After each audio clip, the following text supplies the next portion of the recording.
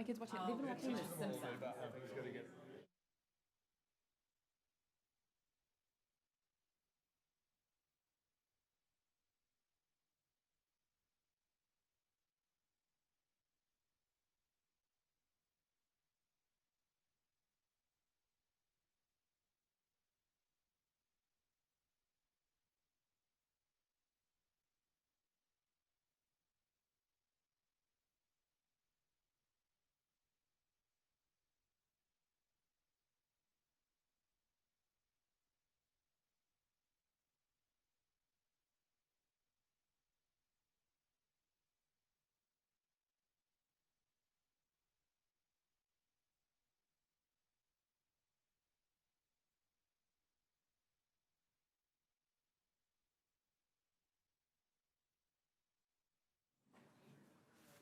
Oh, she was here just like, maybe she just, oh, she just came in.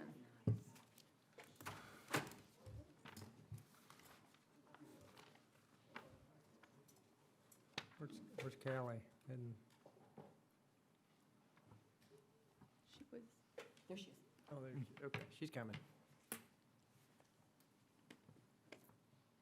There she is. All right, we're ready. I'm going to call the regular city council meeting of the city of Colleyville to order for July the 21st, 2020 at 7:33.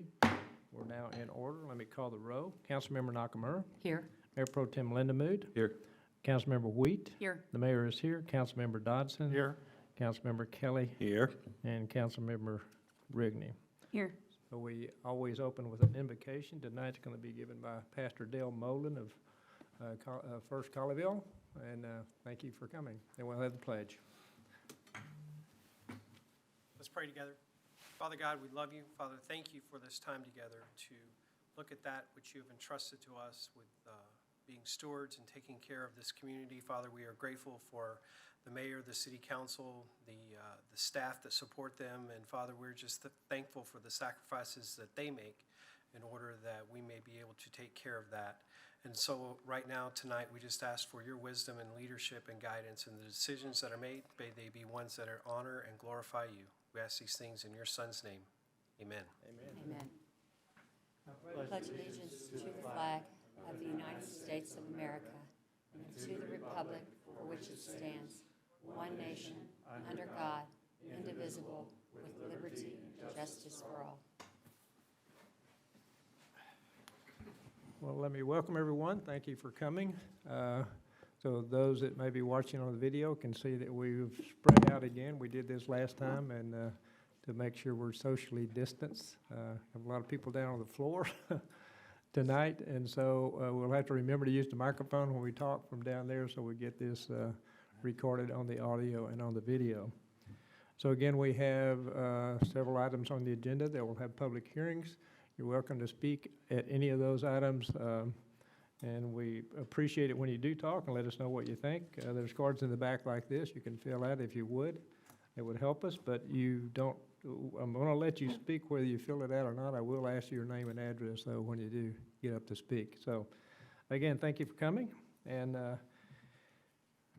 we will proceed on. The first, move to agenda item number 2. We just came out of executive session, and that agenda item is there for us to take action on items that we may have talked about in executive session, since we cannot take action outside of the public view.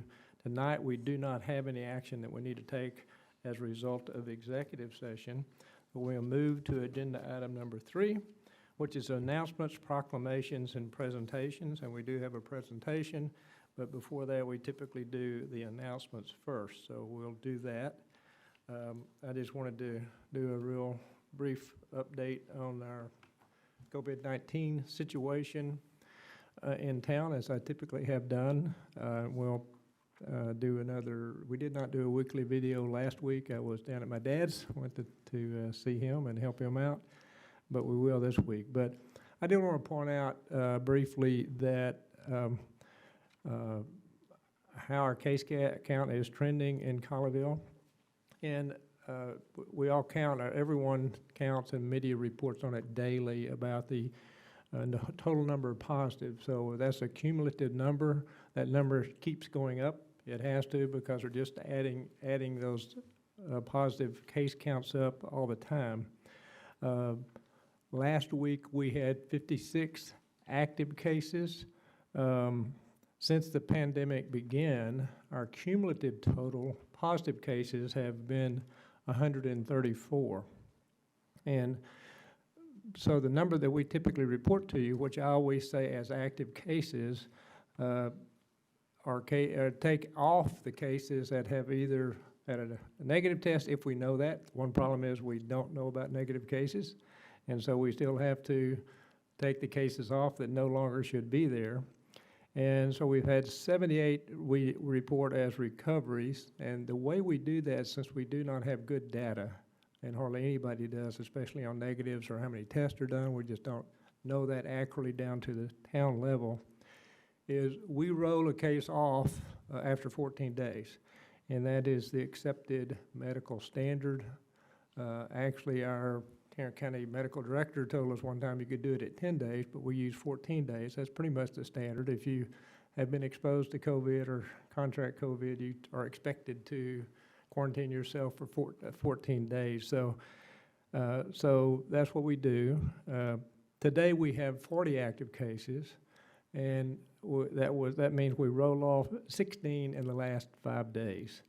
And so at a time when case counts are increasing, you know, we're as we roll off, we're blessed in that we've gone down from 56 to 40. One is too many. We're also blessed that we still have no deaths in Colleyville, and so we're very pleased with that. Looking at the medical availability, which numbers that we watch, I wanted to report to you again. 12, and this is actually the same number as when I reported last time. Only 12% of the hospital beds in Tarrant County are being used by COVID patients. 33% of the total hospital beds remain open to meet any medical need that may arise, so that's still looking good. It's been pretty stable at those numbers. Also, it's positive news that 63% of the ventilators are available for use, and so that's a very high percentage. So again, in Tarrant County, we're blessed that our medical capacity is there to meet the need should it arise. And I want to reiterate that been a lot of discussion, different opinions on this, but it's important that I advocate for preventive care. So I encourage everyone to be careful, socially distance every chance you get. If you can't do that, wear a mask. You don't have to do that around family members, but I'm just saying, wash your hands, don't touch your face, the things that we've been saying for months. Seem like years now, but it's not been that long. It just seems like it's been that long. I know everyone's getting wore out, tired, a little agitated, and so all I can do is encourage you to hold the course, be careful, take care of yourself, take care of your family, do what you can to make sure you're taking care of your neighbors and everyone else. I did get a telephone call from an individual, a lady, and she was upset. Upset in the sense of emotionally. She was, you know, by the end of the call, she was crying. And the reason was she actually has a medical disability, and she cannot wear a mask. And so she had actually called me before, said, I do shop in Colleyville, I come to Colleyville, but this last call was that she was in a store in Colleyville, and some individual, and I don't know who, but she described the interaction, and the interaction was that she was taken to task rather severely, and kind of couldn't get away from this individual.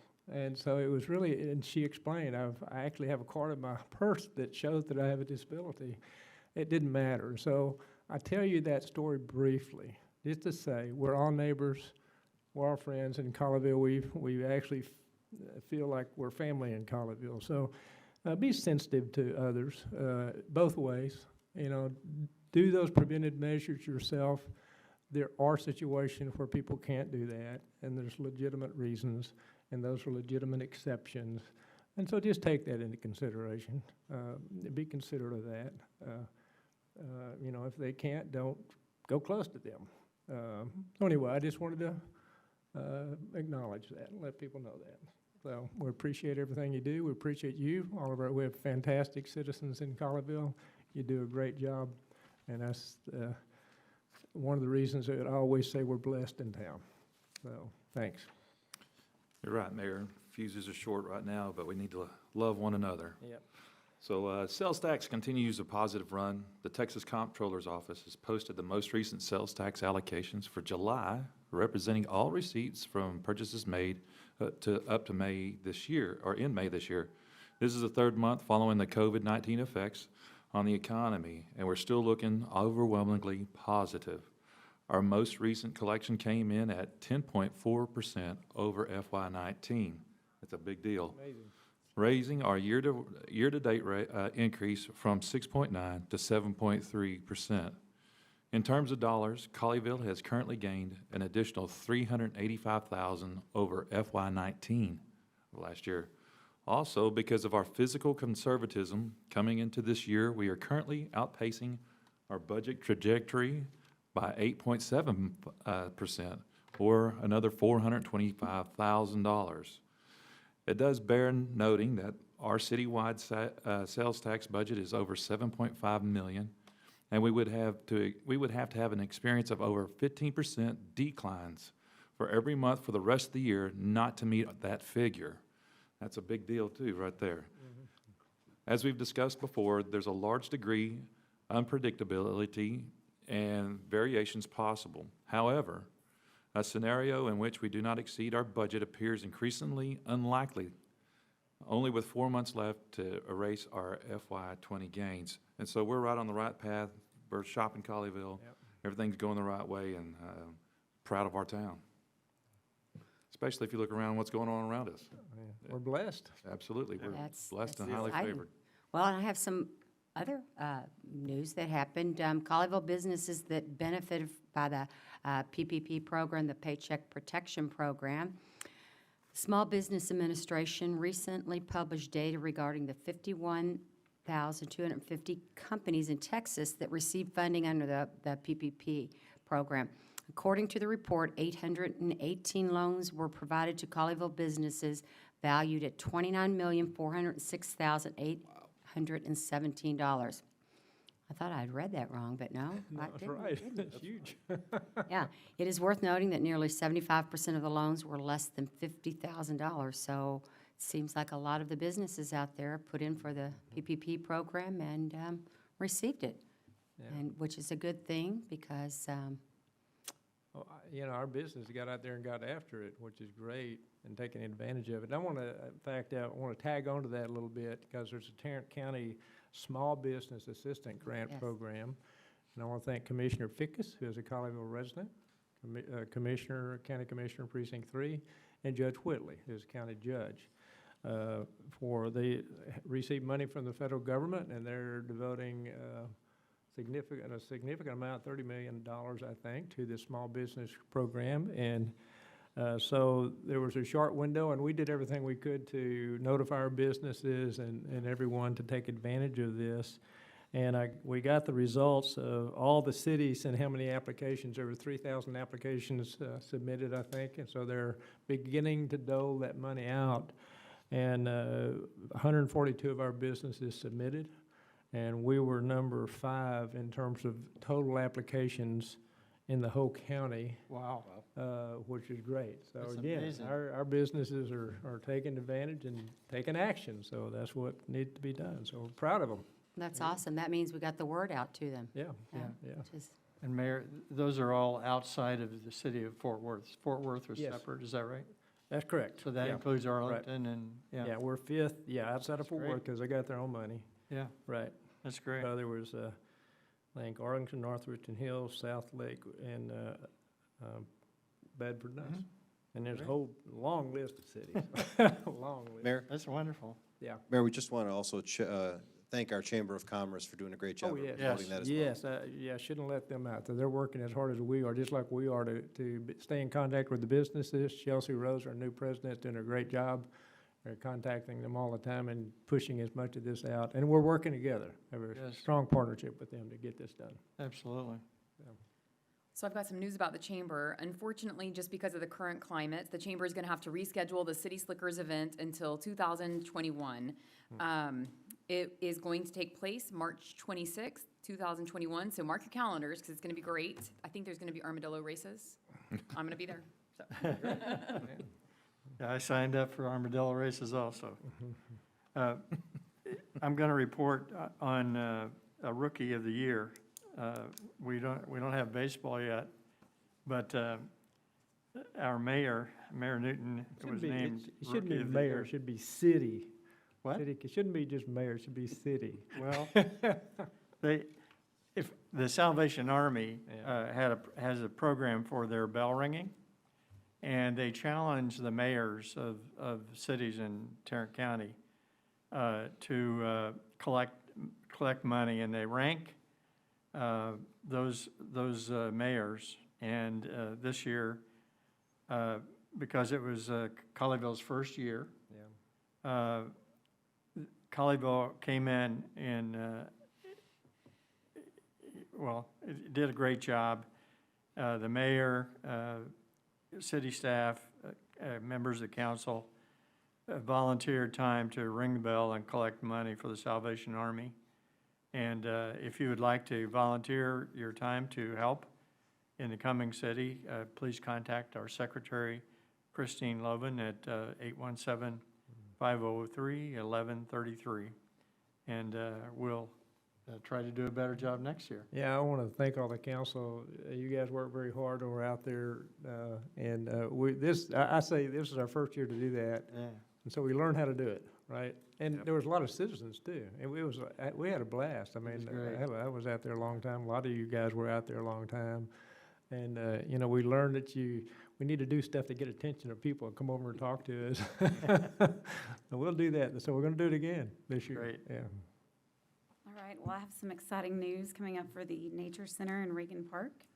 2 new unisex restrooms with mechanical janitorial room and a drinking fountain will be constructed at the Nature Center and located between the playground and existing pavilion. The exterior will feature a stone veneer finish, metal roof, and an exposed truss. A similar structure with 1 unisex restroom, mechanical janitorial room, and drinking fountain will be located at Reagan Park on the north side of the park near the batting cages. This facility will also contain a covered area for picnic tables. Both restroom facilities will be heated and cooled. Check out the fun introduction video from Parks Director Lisa Escobedo on the city's Facebook page. I know my family will look forward to having a restroom in a shaded area over there at Reagan Park too. Yeah. Baseball. And I know everybody's been very excited to know when Chick-fil-A was going to start construction.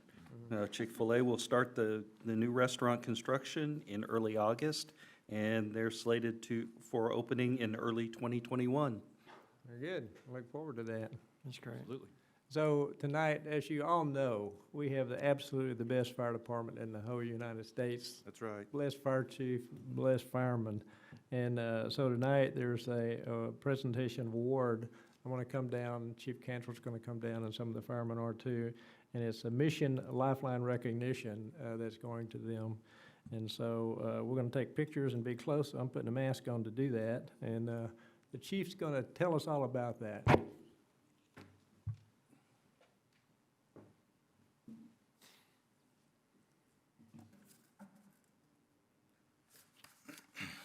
Thank you, Mayor.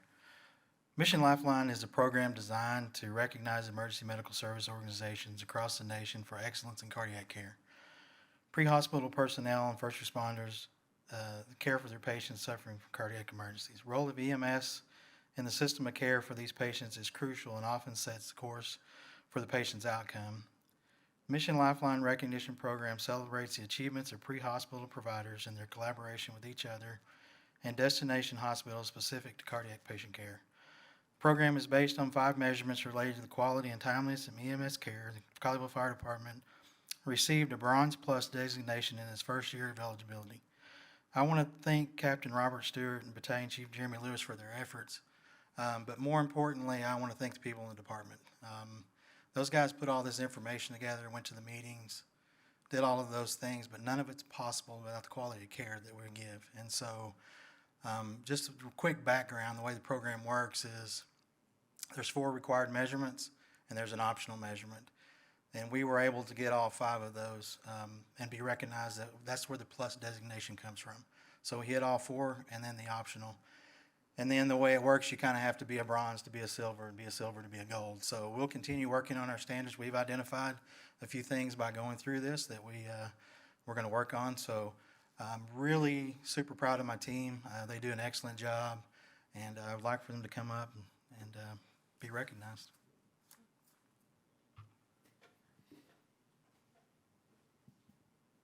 And we're going to take a picture, of course.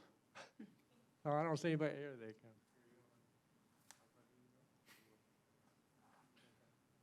Chief, you said they were going to be in full gear when they came down this time. Yeah. Well, they got masks on. I was wondering why they weren't all coming down. So, how are we going to do this picture, Chief? You know, like any good police chief, I'm here to support the department. Yeah, that's right, absolutely. I mean, that's. Did you get that on recording, Chief Cantrell? Yeah.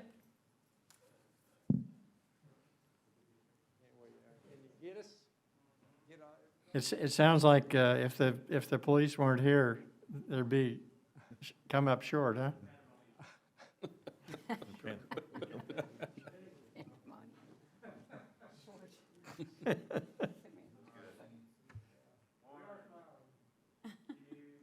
Everybody smile. We'll see if that's really a good picture.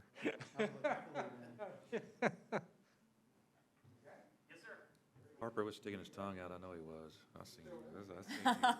Congratulations, guys. Take advantage of the mask.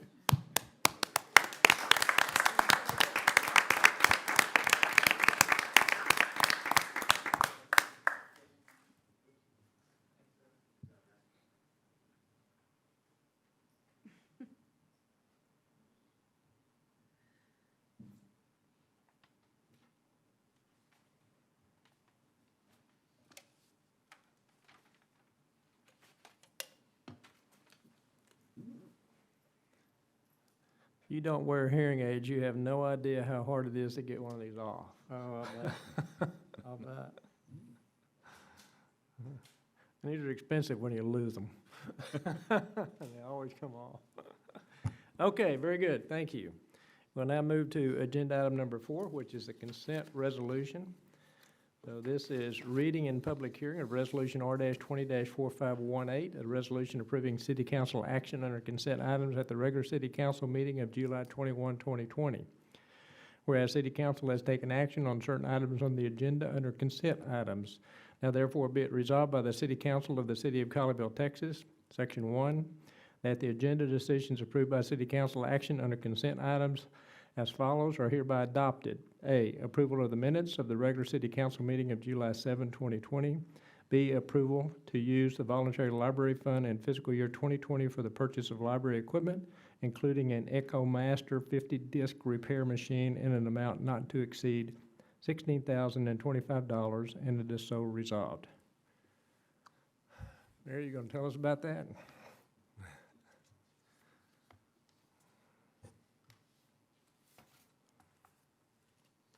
Mayor and Council, the library is seeking approval to use the voluntary library fund in fiscal year 2020 for the purchase of equipment, including the EchoMaster 50-disc repair machine in an amount not to exceed $16,025.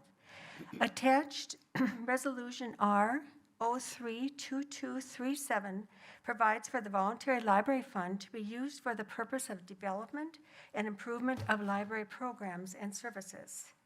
Since 2004, the library budget has included use of the voluntary library fund for purchases that are specified in the ordinance or resolution. The attached voluntary library fund report from 2004 to fiscal year 2020 provides an overview of library board recommended and city council approved expenditures. Now, currently, the library has over 9,087 DVDs. We have almost several thousand Blu-rays, over 3,000 books on CD, 301 children's books on CDs. And so annually, these can circulate annually, currently, we have about 16,000 circs, but it can go up to 40 to 50,000. It just depends upon the year. And the library maintains all these collections through the years with the EchoMaster that was purchased in 2005. And it has been used extensively, and it just stopped working. So staff is requesting to replace the old machine with a new machine and to help maintain our collections. The average cost to repair a DVD or a CD with this machine is 18 to 20 cents. And this saves the library money because sometimes they can circulate one time and they can come back with a scratch and we have to replace it for $20, or a book on CD can range from $40 to $80 per item. So the machine does preserve the life of these collections. Currently, the pricing for this machine is $21,995, and the supplier is offering special discounts, which will lower the cost to $16,025. At the June 8th, 2020 Library Board meeting, the board reviewed the proposed expenditure and unanimously recommended that we approve this and forward it to City Council for approval. And funding is available in the Voluntary Library Fund, and as of May 31st, 2020, there's over $355,000 in that fund. Very good. Thank you. Any question for Mary? Sounds like a great investment. Yeah, That's great. great. Great investment, that's for sure. Thank you. Thank you. So I'm going to open the public hearing. Public hearing is open. I have no cards. Anyone wish to speak on this item? See no one indicating that, so I'm going to close the public hearing. Public hearing is closed. The motion is in I make a order. motion, Mayor, to approve a resolution R-20-4518. A second. Have a motion to approve by Councilmember Nakamura, a second by Councilmember Dodson. Will you open the vote, please?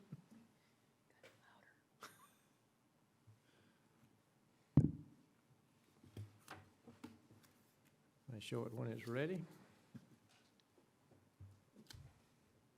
I don't have anything on here, Christine. Everybody votes except Tammy? Not showing the screen at all? Okay. Do it manually? Okay, we're going to vote manually. Councilmember Nakamura, how do you vote? Aye. Mayor Pro Tem Lindamood? Aye. Councilmember Wheat? Aye. Mayor votes aye. Councilmember Dodson? Aye. Councilmember Kelly? Aye. Councilmember Rigney? Aye.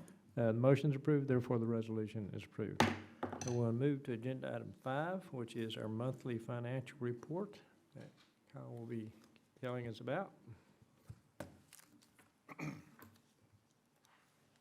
Thank you, Mr. Mayor, council members. I'm Kyle Lester, Finance Director, and tonight we've got the monthly financial report for June of 2020. So we'll start off with the general fund here. Sorry, my graph got a little messed up there again. The area shaded in pink is the budget trajectory cash flow we expected. The area in red is the cash flow we saw in fiscal year 19, and the blue bars represent the cash flow that we're seeing in FY 20. You can see that we expected to see a bit lower in our cash as of last month. A few things were happening. Number one, we did receive our CARES Act funding of $1.4 million, which obviously throws that figure off. But even if we take that out, we're still ahead of our surplus. We're at about $5.4 million. So we're looking very positive here. Of course, conservative spending and our sales tax figures are certainly helping those figures out. In terms of property tax, we've collected 99.5% of our tax levy. It's a little bit more than last year. As everyone knows, we did elect to pass the effective rate, it'll now be called the no new revenue tax rate in this fiscal year. It's something we're on track to do again next year. Essentially, that means that any new revenue from property taxes next year is going to come from new properties on the roll and not properties that have existed within Colleyville. Councilmember Linda Mood already sort of let the cat out of the bag on sales tax, but looking very, very positive. As you mentioned, 10.4% up in May of this year from May of last year, and over a 7% year-over-year increase. Of course, a lot of our surrounding cities, several of them are doing substantially better than would have been predicted. We do have some that are still feeling the hurt, have maybe destination economies that these economic closures have really hurt. I hope that turns around for them. But for us, we're still looking very strong here.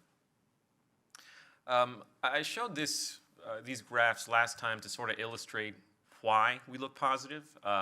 Our retail was significant. These are April's figures. I'll roll to May in just a second. But in a nutshell, it looks like mostly our non-store or our online purchasing is really what helped us out in that month. And if we roll forward to May, the information looks very similar. We're still seeing really large gains on people buying from non-store retailers. And of course, food and beverage is starting to come back a little bit as well. Moving on to our utility fund. Through the 8th month of this fiscal year, the fund has collected 59% of its budgeted revenue and spent 52% of its budgeted expenditures. I will note those figures are a little misleading. We have to somewhat have some guesswork for what the Tarrant regional costs are going to be going into our fiscal year. And so the budget that we initially had for that ended up being a lot more than we're actually being charged. Now, the rate we set is the actual rate, but the budget looks a little bit off that way. I did add a additional graph at the bottom there, and again, I'll sort of walk us through that. So I took a look at the expenses that we incur directly as a city that we control versus the Tarrant regional pass-through costs. I took those out of our actuals for this fiscal year and put basically together a budgeted expense trajectory that we would expect. And then the bars in pink there are our actual spending. So you can see that we're actually, since about February, have been spending pretty substantially below where we would have thought we'd be at this point in time, with just a nice fiscal conservatism there. As of last month, we're running a surplus of about $1.2 million, which is significantly greater than we saw in the previous fiscal year. The last fund I have for you is the drainage fund. To date, this fund has received 78% of its budgeted revenue and spent 60% of its budgeted expenditures.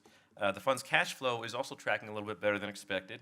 We've got a $280,000 surplus showing to date, and through this fiscal year, the drainage fee revenues show an increase of about 1.5% higher than the previous fiscal year. So things are looking pretty strong there as well. Mayor and Council, that's all I have for you. Very good. And we did not get to drainage fund. We were going to talk about in work session earlier today, some structure, how to do that. And unfortunately, we didn't get to it. So we'll have to do that next meeting, yeah. Mayor, just real quick, I wanted to say something. We always have an opportunity to congratulate our wonderful fire department and our police department. They do a great job. Public Works, Parks, Library, everybody does a great job. I just want to take a moment and thank Kyle. Kyle's been our finance director now for just under a year and has done a fantastic job. And I just want him to know we really appreciate him and think he's doing a fantastic job. Thank you very much. You Absolutely. really do a great job, yeah. Thank you so much. No, but I want to compliment you. Anytime we have questions or want to see something, you come up with great representations of that data very succinctly in graphical form and otherwise, and explain it very clearly. So I really do appreciate that. That's very meaningful. The citizens appreciate that too, because we really work hard for everybody's, to be transparent, and we show everything. We do. You ask a question, you're going to get an answer. Sure. I mean, citizens ask a question, I'm going to get an answer. Good, bad, or indifferent, you're going to get this truthful answer. Fortunately, we're so blessed. All those answers are always great, especially in a financial perspective. So, Sure. doing a good job. Thanks. Thank you. Any questions? No, No, not at all. fantastic. It's presented so clearly, Yeah. but it's Yeah. Yeah. Very good. Well, we're Yeah, whipping. last month I asked for modification Yeah, on the utilities, and I think this shows very clearly yeah. where we are. If we include the water, since we don't make any money on it, and we pay exactly, we charge exactly what we pay, this shows us exactly where we are. I appreciate that, Kyle, very much. We're whipping right through this agenda, so that brings us up to 6A. So this is, we have 3 or so second readings of ordinances, so we'll take action and vote on these tonight. Agenda item 6A is second reading and public hearing of ordinance O-20-2122, request to appeal the decision of the Planning and Zoning Commission for consideration of a special use permit for a fence to extend into the required street side yard on Lot 1, Block 1 of the Stowe addition located at 816 Shelton Drive, case ZC 20-009. So this, we will vote tonight, and it will require supermajority to be approved. Thank you. Good evening, Mayor and City Council. I'm Jackie Reef, the principal planner for the city, and this first item is a request for an SUP. The property is located off of Pleasant Run Road and Shelton Drive there. There's an aerial view. It has ag zoning, and it's residential in use. And this just shows the pictometry, kind of bird's eye view of the property looking down. The request this evening is to allow for a 5-foot steel fence to be located approximately 10 feet from the corner street side property line, which is within the street side yard of the property. Real quick history, November 2017, a minor plat with plat waivers was approved. December of 2018, building permit for a new home was submitted and approved. And then in August of 2019, the Land Development Code was amended for placement of fencing from property lines adjacent to his street. February of 2020, a fence permit application was submitted and denied. And then in May of 2020, this application was submitted. Now, this is the language straight from the Land Development Code that says for corner side yards that basically no fences or freestanding walls can be greater than 30 inches in height, no greater than 25% opaque construction shall extend into the required street side yard. There is a provision in the Land Development Code that does allow for an opportunity to modify from the requirements, and that's why they're asking for this SUP this evening. And in the red there, on the site plan, you can see where they would like to place that steel fence. It's about 10 feet away from the property line there, the property line's in blue. And then this is some staff pictures that just shows the post and where that fence would be located, if approved by SUP. And then the photos were provided by this applicant as well. And they've also given to us some other examples in the neighborhood, and those lot sizes are 40,000 square feet or greater. That does allow for a fence to be forward. So any request for a building permit for a fence or wall which does not meet the criteria in this section shall only be authorized after approval of an SUP by the City Council. We did send out our letters to properties within 500 feet, and we did receive opposition letter from the neighbor. Staff does recommend denial as it does not meet the technical requirements of the Land Development Code. The Planning and Zoning Commission recommended denial at the request on June 22nd by a vote of 5-1, and this does require supermajority of council. Okay, very good. Any questions for Jackie? Okay, thank you. Is the applicant here? Do they want to speak? I don't believe they're here this evening. Okay, very good. In that case, I don't have, we talked about this at some length last time. I do have a card. Lisa, I'm going to open the public hearing. Public hearing is open. Lisa Grossman.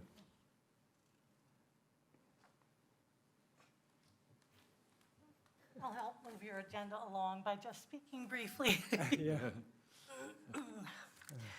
I'm Lisa Grossman. I live at 6014 Pleasant Run Road to the north of 816 Shelton. I've lived in Colleyville for 26 years. I bought lots in Colleyville twice and designed houses to fit on each of them, and I've lived in this house for 4 years. When I bought my land in 2014, the 816 lot was in legal limbo. After owning the land since the 1940s, the Stowe family divided it in 1982. Later, the sister became a ward of the state and the executor died. Attorneys said it would be expensive to resolve that at the time that I was looking at land. Not that I had deep pockets, but a friend did want to move in next to me, but we could not resolve it. At some point, the family did resolve that and put the land up for sale. And we're here because the buyers wanted to put 140 feet of 6-foot-tall steel fence around their driveway pad. They say they need privacy and security, and they're nervous about people walking and falling on their sidewalk or following them into their garage. And I don't believe this fence will increase their privacy or their security. The ordinance forbids it. Staff recommended against it. Planning and zoning voted 5-1 against it. I don't want to look at it. At least one other neighbor wrote a letter in opposition, and this fence, in my opinion, would be an eyesore. It would look out of place and would diminish the beauty and uniformity of our neighborhood, and it would set a precedent for others. This lot had no special circumstances, and I hope you will not allow the fence. I did want to mention that because they built up a 13-inch hill under the line of poles, I'm also a little bit concerned about what's going to happen when they if you vote that they have to take this down. I tried to photograph it and go back through old photographs, but my land, where my south side meets their north side, I have just a very little bit of a ditch to catch some of my water running from the driveway out to the curb. And one side was level with the other side with this small little dent. Well, they have made a 13-inch from my low place up and then down on the other side. I went back to old photographs and I can absolutely see that it was flat. My land was flat, their land was flat. And so they they put in the posts in the concrete while it was flat, and then they heaped up 13 inches of this wide berm. I'm assuming that somebody in the city has drainage experience and will be able to help me decide whether I need to do something on my side. Do I need to advocate for them to make it flat? Am I going to get more runoff if it's flat? Those kind of things. So that's my only other concern. Okay, very good. Thank you. Thank you. I have one more card, Kathy Hadley.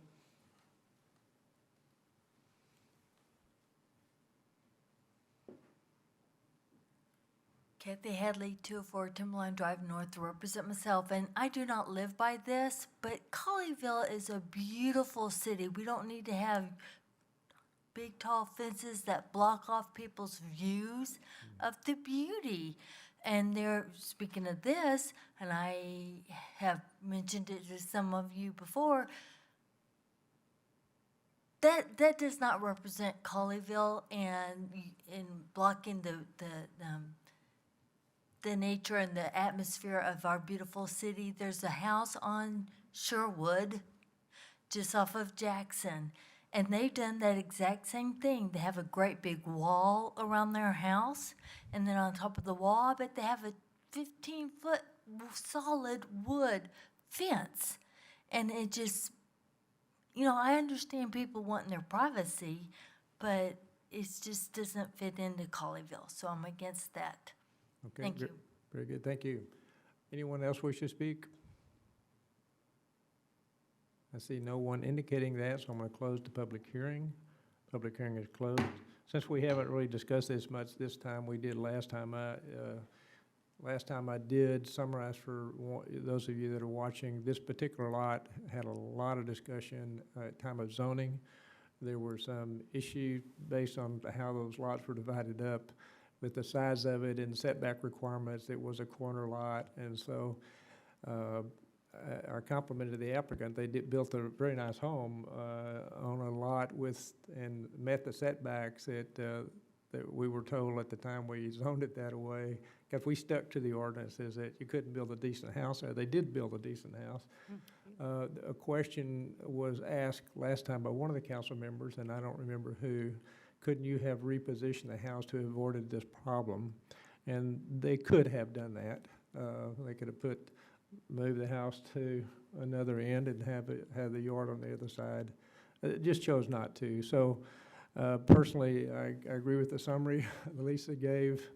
It violates the ordinances. There's not a reason. I always, to do a variance, and this, if we approve this SUP, it would basically be a variance. There's no reason that I can see that would require that be done. No extraordinary circumstances come into play. So I'm not going to vote for it if there's a motion to approve. But that's my comment. Any other comments? I'm going to, go ahead. I was just going to say, Mrs. Grossman, you sent us some pictures last time of the view, how it would change from your window, and I think those were very helpful as well in showcasing. And I remember, oh, go ahead. I thought you were saying, I remember the discussions we had the last time and the expectations that you had when we approved that law. And we're going to stick to, I will, from my vote, stick to those standards that we requested to begin with. So I'm going to ask that we did not approve ordinance 0-202122. I'll second. Okay, have a motion to deny ordinance 0-20-2122 by Mayor Pro Tem Linda Mood, a second Callie. by Callie, Councilmember Rigney, excuse me. And I was just going to confirm, a vote of aye Yeah. means you're voting to deny. Right, Is that yeah, correct? this is Okay. it's a motion to deny, so a vote of aye means, that got passed, it's been denied. Correct. Okay, we ready to vote? Everybody understand the motion? Yeah. Okay. You did mean a motion. I think you said I recommend, I- but I think you. I Same. took it as a motion, was that Yeah, a that was- motion? Yeah, Same okay, I thing. just want to make And a sure. second. Yeah, okay. Sorry. So I is denying, correct? Correct. Aye is Correct. deny. Nay. So the vote's open.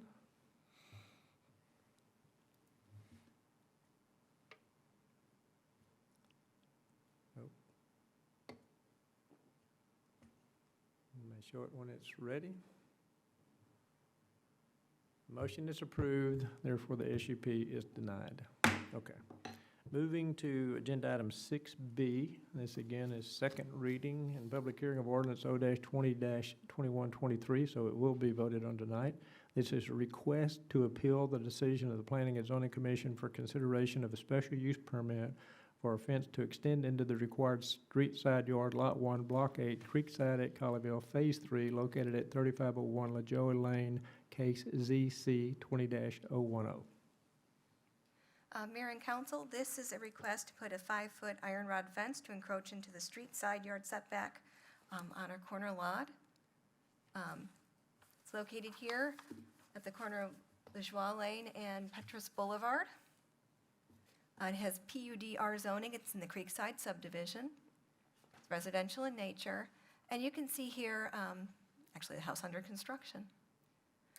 So quick history, there was an informational letter sent in 2018 identifying the fence regulations at that time. August of 2019, a building permit for a new home was submitted and approved, and in August of 2019, the LDC was amended for placement of fencing from property lines adjacent to a street. In April of this year, a fence permit application was submitted and denied, and then in May of 2020, an SUP application was submitted. This is the Land Development Code language, and the site exhibit here shows where they would like to place that fence. So it's that green line there, which gives about 5 feet between the fence and then the sidewalk. And they're really trying to tie in, there's an existing fence on 3500 Valmer. They kind of go back to back, and I've got some really good pictures I can show you here. And they're trying to just do what the property behind them has already done before the change in the code. These photos were taken by the applicant and submitted. You can see the posts show where they would like the fence to be located. Then you can kind of see a little more up close of what it would look like. And some more up close. And then from the other direction, that's the property directly behind it. And these are just examples of other fences in the Creekside community.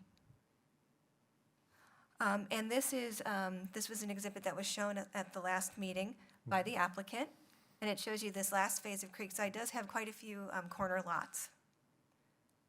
And here tonight, we've kind of indicated, so in the red are the second reading cases before you this evening, and then the blue stars are future cases that are coming up to council. Any request for a building permit for a fence or wall that doesn't meet this criteria or this section of the Land Development Code can only be approved by the City Council by an SUP. We did send notification letters within 500 feet. Staff recommends denial as it does not meet the technical requirements of the Land Development Code. The Planning and Zoning Commission did make a motion to approve the request at their June 8th meeting. However, the motion failed by a vote of 3-1. A minimum of 4 affirmative votes is needed for the motion to pass, or it's deemed a recommendation of denial. And then the Planning and Zoning Commission, because of this, it would require supermajority by council. So supermajority, is that what you said, Jackie? Yes. Okay. I didn't hear that.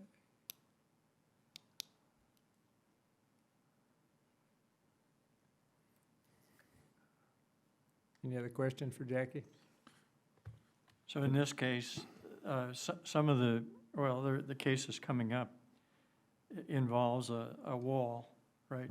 Yes. In this case, it doesn't, it's flat land. Yes. So there's no safety situation involved here. Yes. Can we go back to the one that has the stars on it, please? Would you mind, please? So are we voting on them all, or just No, the ones tonight? Just Okay. this one, Okay, that's what I thought, So but we're then actually doing 3. correct, 3 of them. Mayor? The It's just three one blue, case, right? This is one case. Yeah, this is just that. This ordinance is for one lot. Right, the one, Right. one on the. the three blue stars have been through P and Z, but they're not yet before you. They will appear next meeting. Yeah. So I'm a little confused because lot 8, that already has the fence, if you'll now go back the other way again, I'm sorry. Is that the yellow? I'm sorry.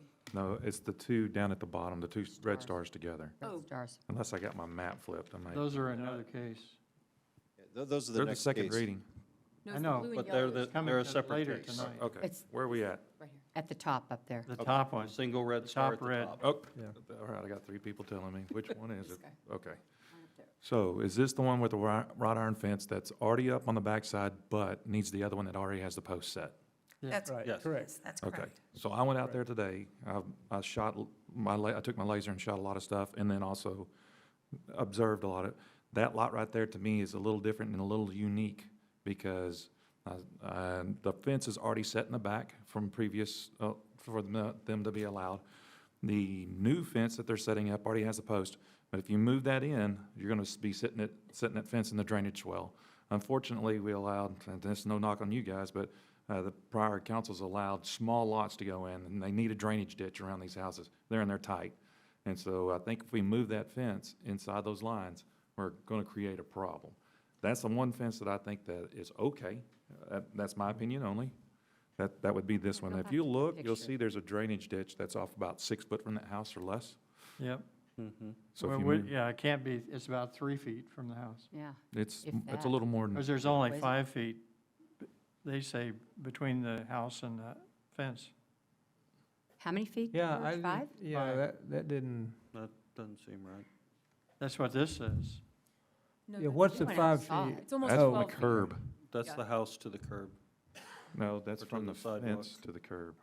Then you got the Fence- side Fence to yard. the, fence to the sidewalk. You got 17 feet from the house, the corner of the house, out to the curb. See the front of your plans right there? Yeah, Okay, 17. it's almost 18 feet, yeah. But can they can't, following the ordinances, they can't put a fence down that ditch that he's talking about, correct? That's correct. Yeah, They can't do it. right. So what I'm suggesting is to allow that fence to happen. That's already set with the post. Because it was already passed for the house behind it.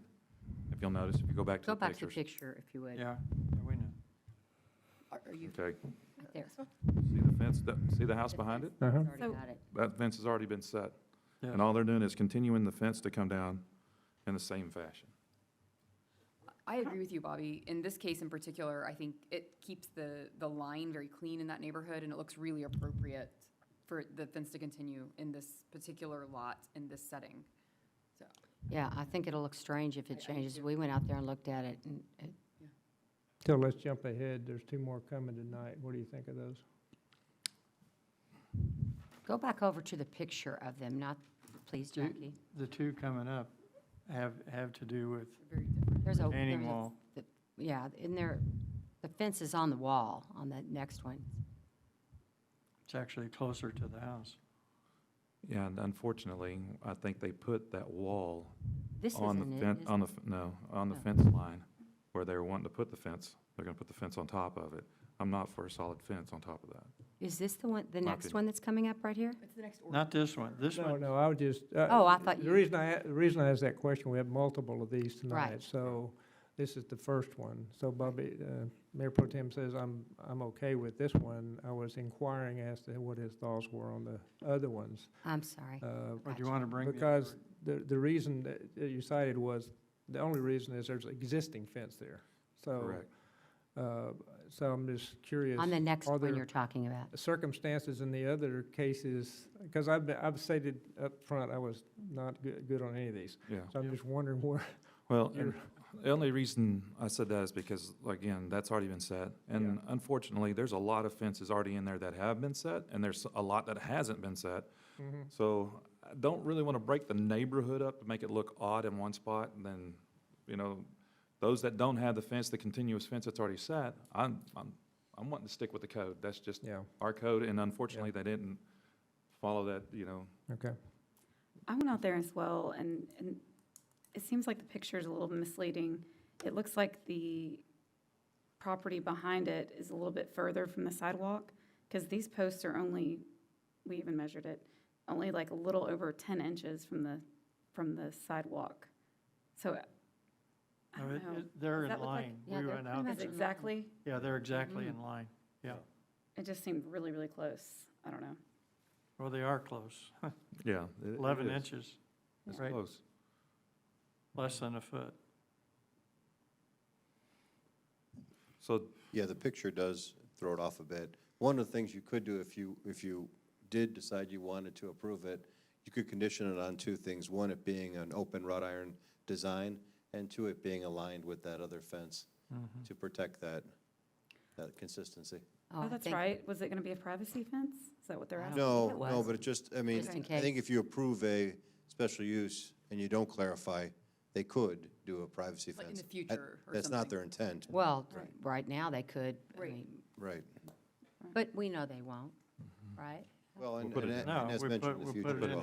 the thing, Yeah, put it in in the there. motion, but Okay, so are we at that point? We're not at that point yet. Public Okay. We haven't had a public hearing yet. no. so the other two lots, though, let's make sure we look at those so that everybody knows Show which us ones the those are, next two. please.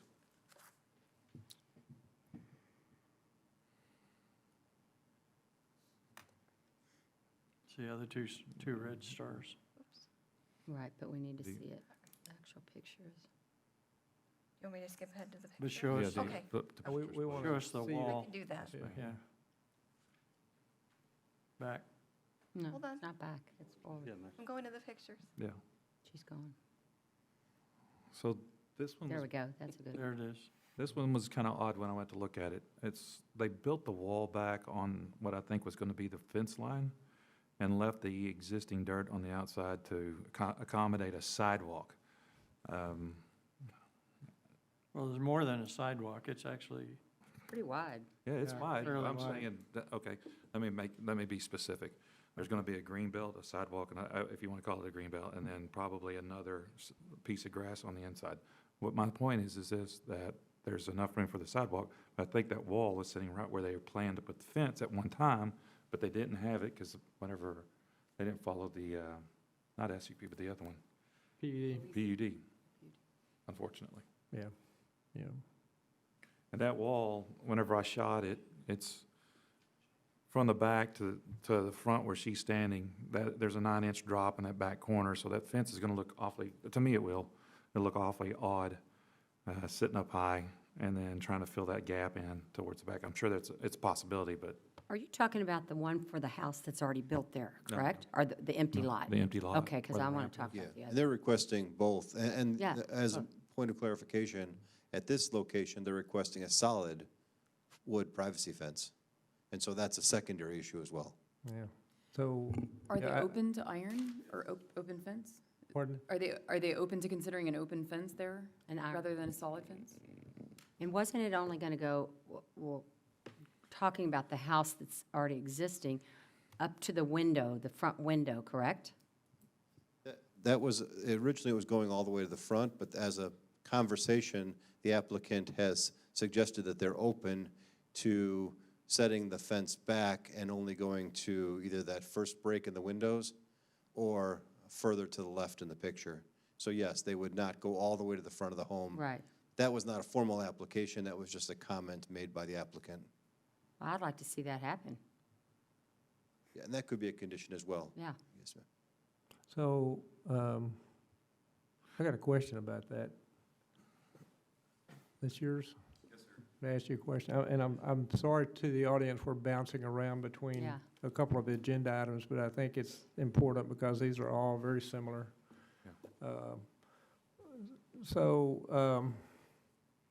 Could you clarify what the city manager just said? Yes, sir. Okay. First of all, my name is Zach Schneider. Thank you. My address from 2 weeks ago has changed, so for anyone Oh. taking notes, Oh. I'm not He's on the pulling go. any funny business. Why is but I am that? now at He's on the go. Family and I just moved within the last 48 hours, and my address is 809 Creek Line Way, McKinney, Texas. Okay. Oh. Too bad it's not Colleyville. That's right. Right. Just buy one of your own homes.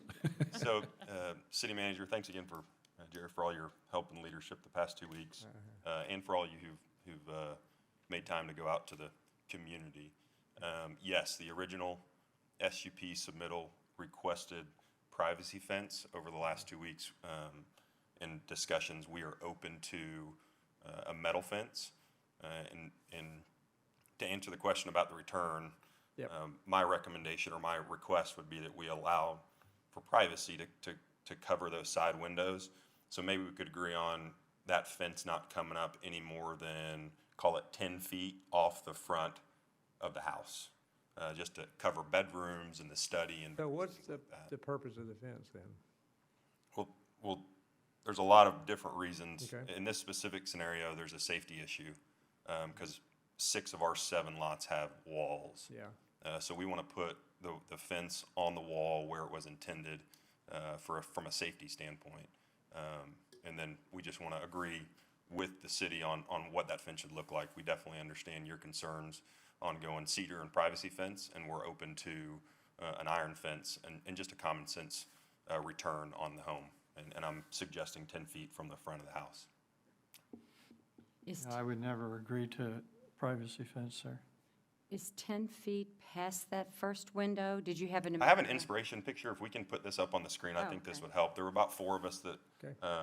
might have looked at this lot, and I think it does a good job representing what we're trying to accomplish here. Again, with the understanding that we would go iron versus privacy. So you see the city walk. Yes. It's kind of a glare. Yeah, it's got. Kind of glare, it's the light. Maybe you could just Can hold you it. pick up a Hold picture and something, tilt it a little bit? to down? block the light, yeah. Yeah, there you go. There you There go. you go. Well, you had it, yeah. Just tilt it a little bit. You can Mayor lay it Mayor down. Pro Tem Linden There. was mentioning this earlier, but you have the sidewalk and then what he referred to as a green belt and then the wall. So that wall was engineered and cored in anticipation of a fence. And I think this picture does a good job of showing the return. So where that gutter is approximately 10 feet from the front of the house. You don't have to keep looking at Jerry. Hey, Jerry, lay it down. Right there, He doesn't struggle right on there. anything. There, Don't move. hold it, Perfect. Don't move. They were able to cover these bedrooms. yeah. And so that's a inspiration picture that we're looking to agree with the city on allowing us to do, not only in these 2 lots candidly, but the other 5 that are coming. And will that, where the fence goes back, that will be before that first window in the one we're looking at? Is that correct? Could you in switch to front the of it. house, and get rid of the, Yeah. the boat now, and? No, you're off, No. you're fired. So Yeah. I'm assuming it'll be right before that first window. On the I far end. got this picture up one more time. I don't want to put y'all through. Yeah, hold it, yeah. Struggling. So, it's not easy. So in this picture on the top right, Yes. so kind of going from the backyard to the front, my suggestion is right where my Halfway. finger looks big on this. About halfway. Right about there is where you Okay. would turn it. Okay, That's what I thought. that's helpful, thank you. You can see it better there. And then you'll just put plants on the backside, like little red tips or something to. We'll really work with the cover. customers to do what they want. You know, landscaping's such a personal thing. I don't want to commit to anything from a landscaping perspective, but surely once we communicate to customers that this is going to be a metal fence, that's going to be the next discussion. Okay. Mayor, one of the interesting technicalities is that the application before you is for both lots. So if you are so inclined to provide the SUP, you probably should set both back that 10 feet or so, so there's, it looks more consistent. And in the future, we probably should not have 2 lots on a single application. But just for a point of reference, the SUP is for both lots, not just for one. Yeah. Yeah. So, and you own how many additional lots? So, We own 7 total. Because this Well, was we own built- more than that, but there's 7 corner Corner lots. lots. we So want these are representing 2 of the 7, sir. turn Yeah. The other 5, back, and just to be set clear, on either half. of the 7, 6 have walls. One of the 7, One's all and I'm the way going up and one's- to try to show you a picture of that. But the other one's not as high as the other one's not as high as the wall. Yeah, but if we do, Y'all can bear with me if we one do the more metal, time they on can this. carry that, This is right at the entry, and it won't so this look is as tough to bad see. as a But- privacy fence would look. This is the developer installed screening wall. You see how it goes all the way across the side and the back? Right. Yeah. So this wall, this corner lot specifically, what we would request is just the ability to, at that same 10-foot return mark we're talking, just to go from the house and tie into this existing wall. Yeah. Technically, we think that would match up I with mean, the subdivision. that's a perimeter wall, Yes, sir. right? I mean, it's there. Yeah. Is that it's not a subdivision wall, it's a screening wall that was put up temporarily, right? No, it's a subdivision wall. So it's a subdivision wall, Yes, okay, sir. so then, What is it made out of? I couldn't tell. Masonry, brick. Okay, okay. And so, that wall, that masonry wall, that's a perimeter wall, comes out in front of where the house will be? Basically not? flush with where the front Flush facade with of the the house would front, be. And okay. we don't want to put a fence there, but Yeah, again, but if you go back about so 10 there's already a, feet, I mean, there's already a fence on the side of this one, Right. this Yes, lot. sir. And this is And the one of the rear. 8, this is one of the 8 lots? this is one of our 7, yes, sir. 27, yeah. Yes, sir. The other 6, did you say they all had walls? Yes, sir. How tall are those walls? They range in height from about a foot. In the Yeah. picture that you saw her standing in, Yeah. that wall has some different varying degrees. So that one's goes down to about a foot. Okay. There's some walls where the lot actually sits below a large retaining wall, and in some instances, I think it's 4,000 Campagna Court, that wall is taller than me. It's about Yeah, it's 6 about- plus. Yeah. 7 or 8 feet, yeah. So what we would like to do on that wall specifically for safety during construction Yeah. is install the fence now. Yeah, Just crews, kids walking on the Yeah. sidewalk. I mean, there's a big drop from where that wall is. Right. When So you're up so top on you- the so you're sidewalk. saying there's a sidewalk, the wall, and the house up here? That'd be a green space. Pictures. Try to do this one more time. I'm sorry if you'll bear with me. No, Yeah, that's no, okay. that's what we're here. So this gives you a decent feel for. Oh, yeah, okay. So kind of in this back corner back here. So the sidewalk's up here, Yeah, and then there's a big drop. In this area in the back corner, this wall, I want to say, is 7 to 8 feet. yeah, So we'd like to go ahead and put a wrought iron and you fence need a fence there. on here Yeah. for safety Yeah. now, Yeah. and Yeah. ultimately a fence that would Yeah. be on that wall for that homeowner that ultimately moves I mean, in. That that's- lot that's- is sold. That's clearly a safety Sure. issue. Yes, sir. Okay. And honestly, Mayor, sorry, the one that has the difference that she's standing in front of also, it's a big tall wall as well. I know that we talked about not putting it on there, so we were just wondering, or my thing was, would we allow them to put it inside the wall or go ahead and put it on the wall because it is a safety issue? Most of those walls out there are very, very tall. Yeah, Yeah. they are. I do think there It's needs a to weird be a deal. fence of some kind, Yeah. whether it's right inside or on top of the wall Yeah. for safety. Yeah. Okay, so what I hear in general is you guys are okay with continuing that wrought iron fence? On the first case? But, Yes, yeah, sir. but the reason I wanted to get into all this, once you do it, then the same argument's gonna be brought to You gotta you do them all, about yeah. doing Agreed. that. And, so maybe that's okay. That would get the consistency, requirement of wrought iron, absolute. And honestly, I think it's only for this subdivision. Oh, yeah, no. absolutely. This is a special case. Yes, Right. That, we weren't here when that subdivision put in. If we were, that subdivision would be Absolutely. designed Not be differently there. dramatically. That's right. completely. You're exactly right. And so we're trying to make the best of what's there. Yep. Yeah. Yeah. Yeah, it's just, you see there, even the slope between the house and the wall, you're not gonna, it's not an place you can go out Yeah. and play catch or anything. Yeah, because I would say that wall, I told you last time, that wall's tall enough that you'd be concerned about. Yep. safety. And honestly, the wall that's behind it, it may be a foot on the backside, but once you get to the front, it's a little over 3 foot. If you at that picture, if you look at the Yeah. very end down there, it's, Yeah, but there Yeah, it's won't be a fairly tall, fence up too. there. yeah, But there right. won't be any what, Mayor? There won't be a fence all the way down, but it'll have a Yeah, stop point. Yeah, in the that's actually backyard. why I called him up here, because he was willing to stop the fence short. Yes. But Yeah. you're gonna leave some bare wall, but you can't help it. That's just the way it was, the way it was built. Be careful, be careful. Yeah. Yep.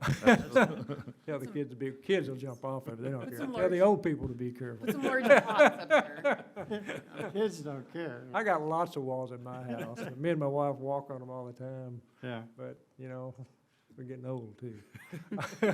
Now, what I are have you, no fences on walls, by the way. What kind of fence are you None. Zero, proposing? zippo. what kind of fence are you proposing for the back between the two houses? That would be a privacy cedar fence, just like every other home in that subdivision. And But as you go down it'll the side- stop at the, in line with the house, right? Correct. When it makes that 90-degree turn, that's where we would tie it in and make it. No, that brings it out past the house. My question, Yeah. yeah, I would no- like, Can you I go- would like to see it stop. I Yeah. think that would look really strange. Can you go back to the picture of the house that's already built in the current zoning case or ordinance that we're looking at? The house that's already got the fence, there's some kind of privacy fence between the two properties. So, yeah, Right like there. that, George, I Let's think is what you're stop Right there. saying. That's what George is saying. Yes, so, I mean, I I'd see like what to you're see saying. the That privacy looks fence stop at the house. and that would be consistent with other things in the neighborhood. Right. I see what you're saying, yeah. That's what you meant, right, George? Yes. Now, interestingly enough, you could legally put a wood fence from that corner of that wood fence to that house. I don't know if you'd want to do that, but I'm just pointing out. We want to be reasonable, and we want the community to look nice when we're finished, so Yeah. we're here, open dialogue, want to get your Yeah. feedback and do the right thing. But what I'm hearing, and I haven't heard from you two guys, but what I've Well- heard so far is, On this That- particular one, is there an actual reason other than just to make it in line with the one next to it? Is there, no. That's it. That's it, that's all. okay. Is that- Yeah, it'd be set in the drainage ditch if you move it. No, but that drainage has nothing to do with it, because you can't put a fence there anyway. Right, that's what Yeah, I'm you- saying. You don't want to put the fence there, but that's, Yeah, We're but, cutting I it mean, short that- away from the That violates sidewalk. the ordinance too. right, exactly, Yeah. exactly. Yeah. Everything violates the ordinance. Yeah, I mean, On these, So where, so What? are you saying that what our requirements are, they can't put it between where it's at now and where that little drainage area is? Correct. Nope. Can't scoot it Nope. over? The reason I'm not sure is because we put fences and drainage easements all the time as long as they remain open design. And so I don't know if that is just a lot grading issue, or if that's a true drainage conveyance swale, or what the mechanism is, so that would change the answer, I guess. Well, if Yeah, it's well, not- but Jerry, I agree. I mean, could you do it with that there? But my position was, and correct me if I'm wrong, but the ordinance does not allow you to put a fence Period. on that side of that house. That's right. Oh, right. Unless it's even with the house, so that's why you can put it at the I'm sorry, back. you're talking about the setback issue. I Yeah. thought you That's meant what- putting it actually. Yeah, in the no. ground. Okay. No, it's no, moving it over doesn't help anything. Yeah. Assuming the From the house is ordinance. on the setback line, that's correct, yes. Yeah, Yep. right. So that's what I meant. yeah, oh, yeah, I know. Yeah. Well, the reason I bring it up is because people, like if you wanted a smaller lot near a development that was already small lots, well, I don't want a whole bunch of small lots. Yeah. I'm not gonna say it just because this is already here, Yeah, I'll approve that. Does that make sense? So yeah. the fence to me, if we do on this particular one, unless there's a reason, like if there's nothing else that they can do, which they can connect the back of this privacy one. then I feel like we might need to make exceptions for, you know, Yeah. upcoming cases. You're worried about setting a precedent, yeah. Mhm. Yeah, and that's why I was Sure. saying, just for this only, this subdivision, and it's a unique thing because the prior council allowed them to do this, Mhm. and then they've already built all this, and it's a unique ordeal. Right, I don't see any other way it can be done. I mean, Well, we could stop it so they don't have it, but well, Yeah. But I mean, when we approved Oak Alley, part of that PUD included really strict definitions of how the fences would be Yep. put in place and everything else. Right. And this PUD, I think Callie, to your point, didn't include that kind of detail. And it's unfortunate because now it's playing out that, you know, it's gonna cause trouble. So I think you bring up a really good point.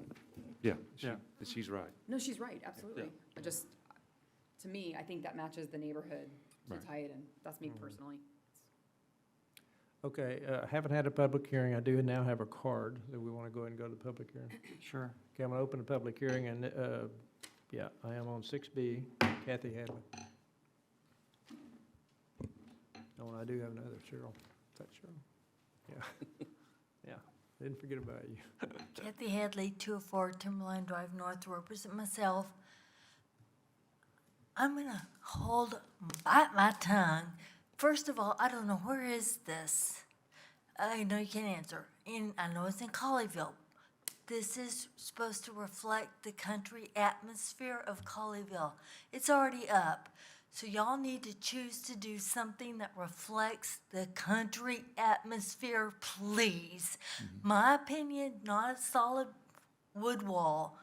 If he's gonna do a wall, I think the iron wall, picket kind of thing with bushes to block it for the individual in the home.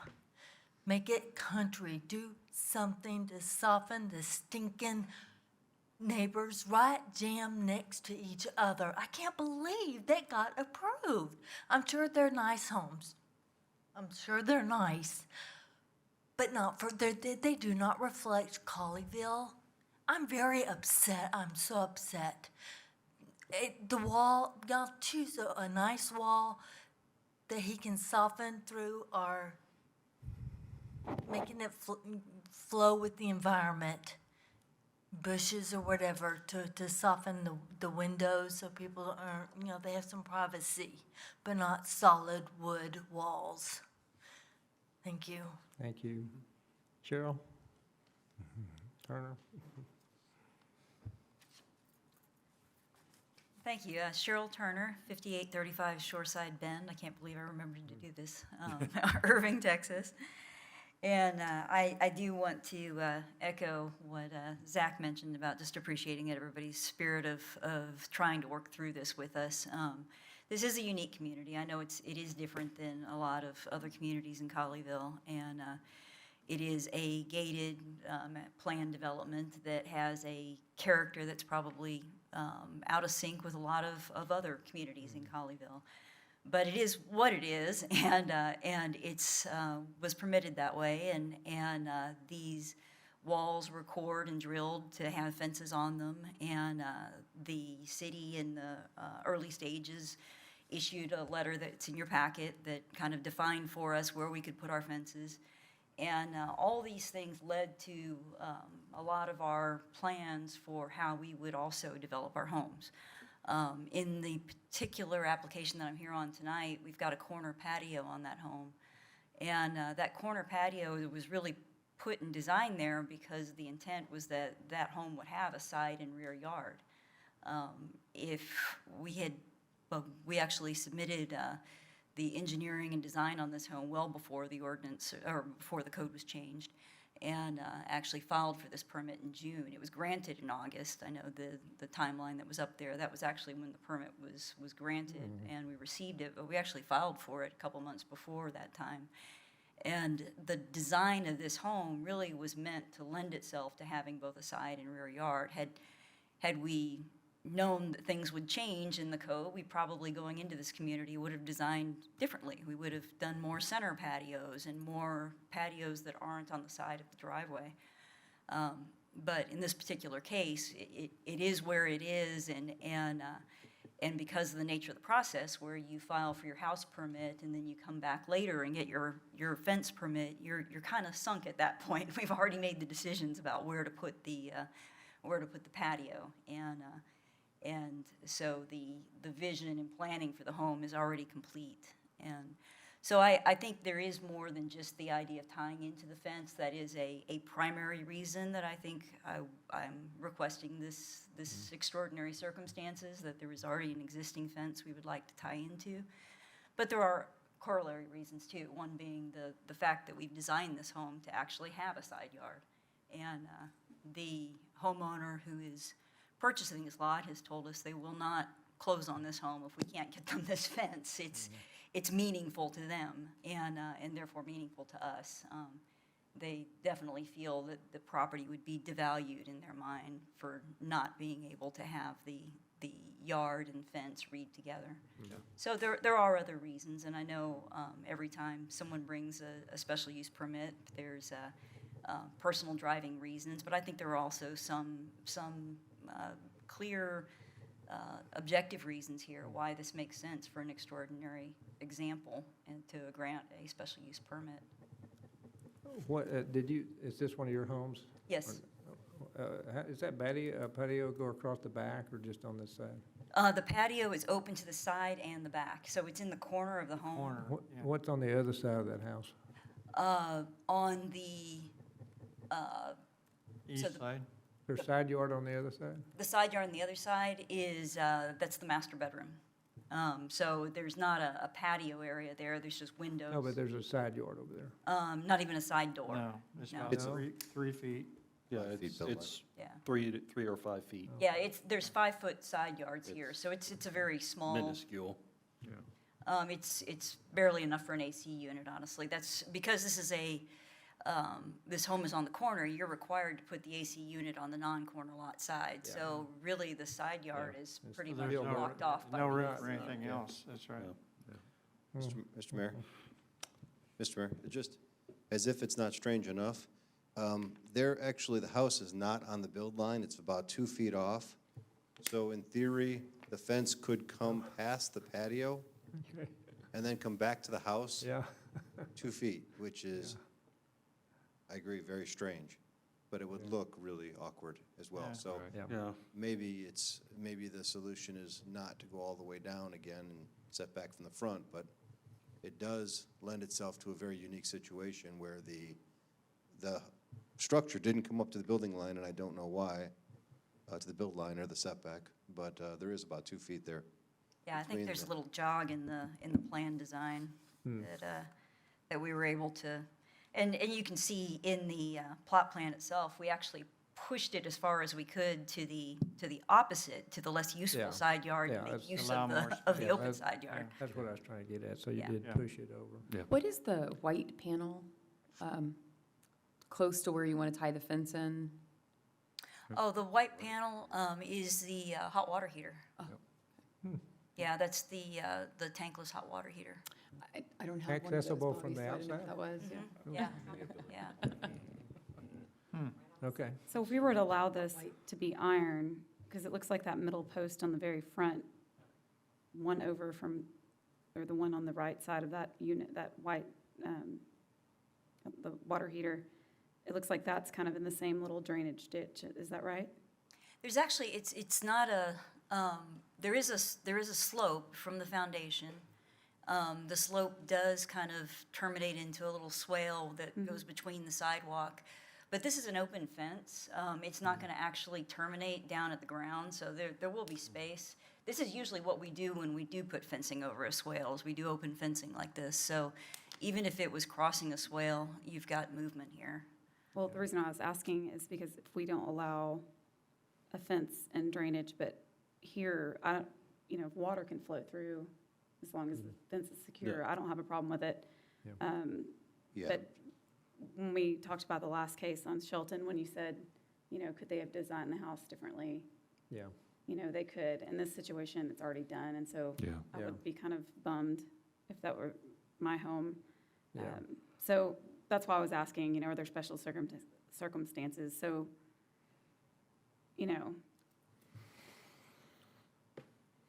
is it allowed to do what they're asking to do with the iron fence going across there? Yeah, yes, Yes. and Yeah. and fences Okay. are allowed in drainage easements as long as they don't impede the flow of water. Okay, What the mayor and I were talking about before was the setback. What he was saying is that if there was no approval given by the council, you couldn't put a fence up because it's in the setback without a special use. And so that's what that's why I misinterpreted that and thought he was talking about the drainage easement. He was really talking about the setback Yeah. and the special use requirement. And Eh, so you could put that type of fence there, yes. Yeah, and I was only saying that because I was taking what Mayor Pro Tem was saying as well. If they didn't do it here, they could put it down in the ditch, which didn't make sense to him. And I was just pointing out, no, they can't do that either. Yeah. Yeah. Yeah. So, yeah. how far over are they allowed to put the fence? They, without a special use, they can't put a fence on the At all side, on up to the Well, house. side. Well, 2 This- feet off the In house. this particular case, they That's what could he go up said. to 2 feet off the So- house. Not even as far as that first pole. Yeah, I thought the house was on the property line, I mean, the build line, it's not, it's 2 feet off, so. Okay. That's But- why he was saying that, yeah. But Callie, Oh, The city secretary is saying the public hearing hasn't closed yet, so I don't know if you wanted to close it. Yeah, Oh, no, that's right. I know, yeah.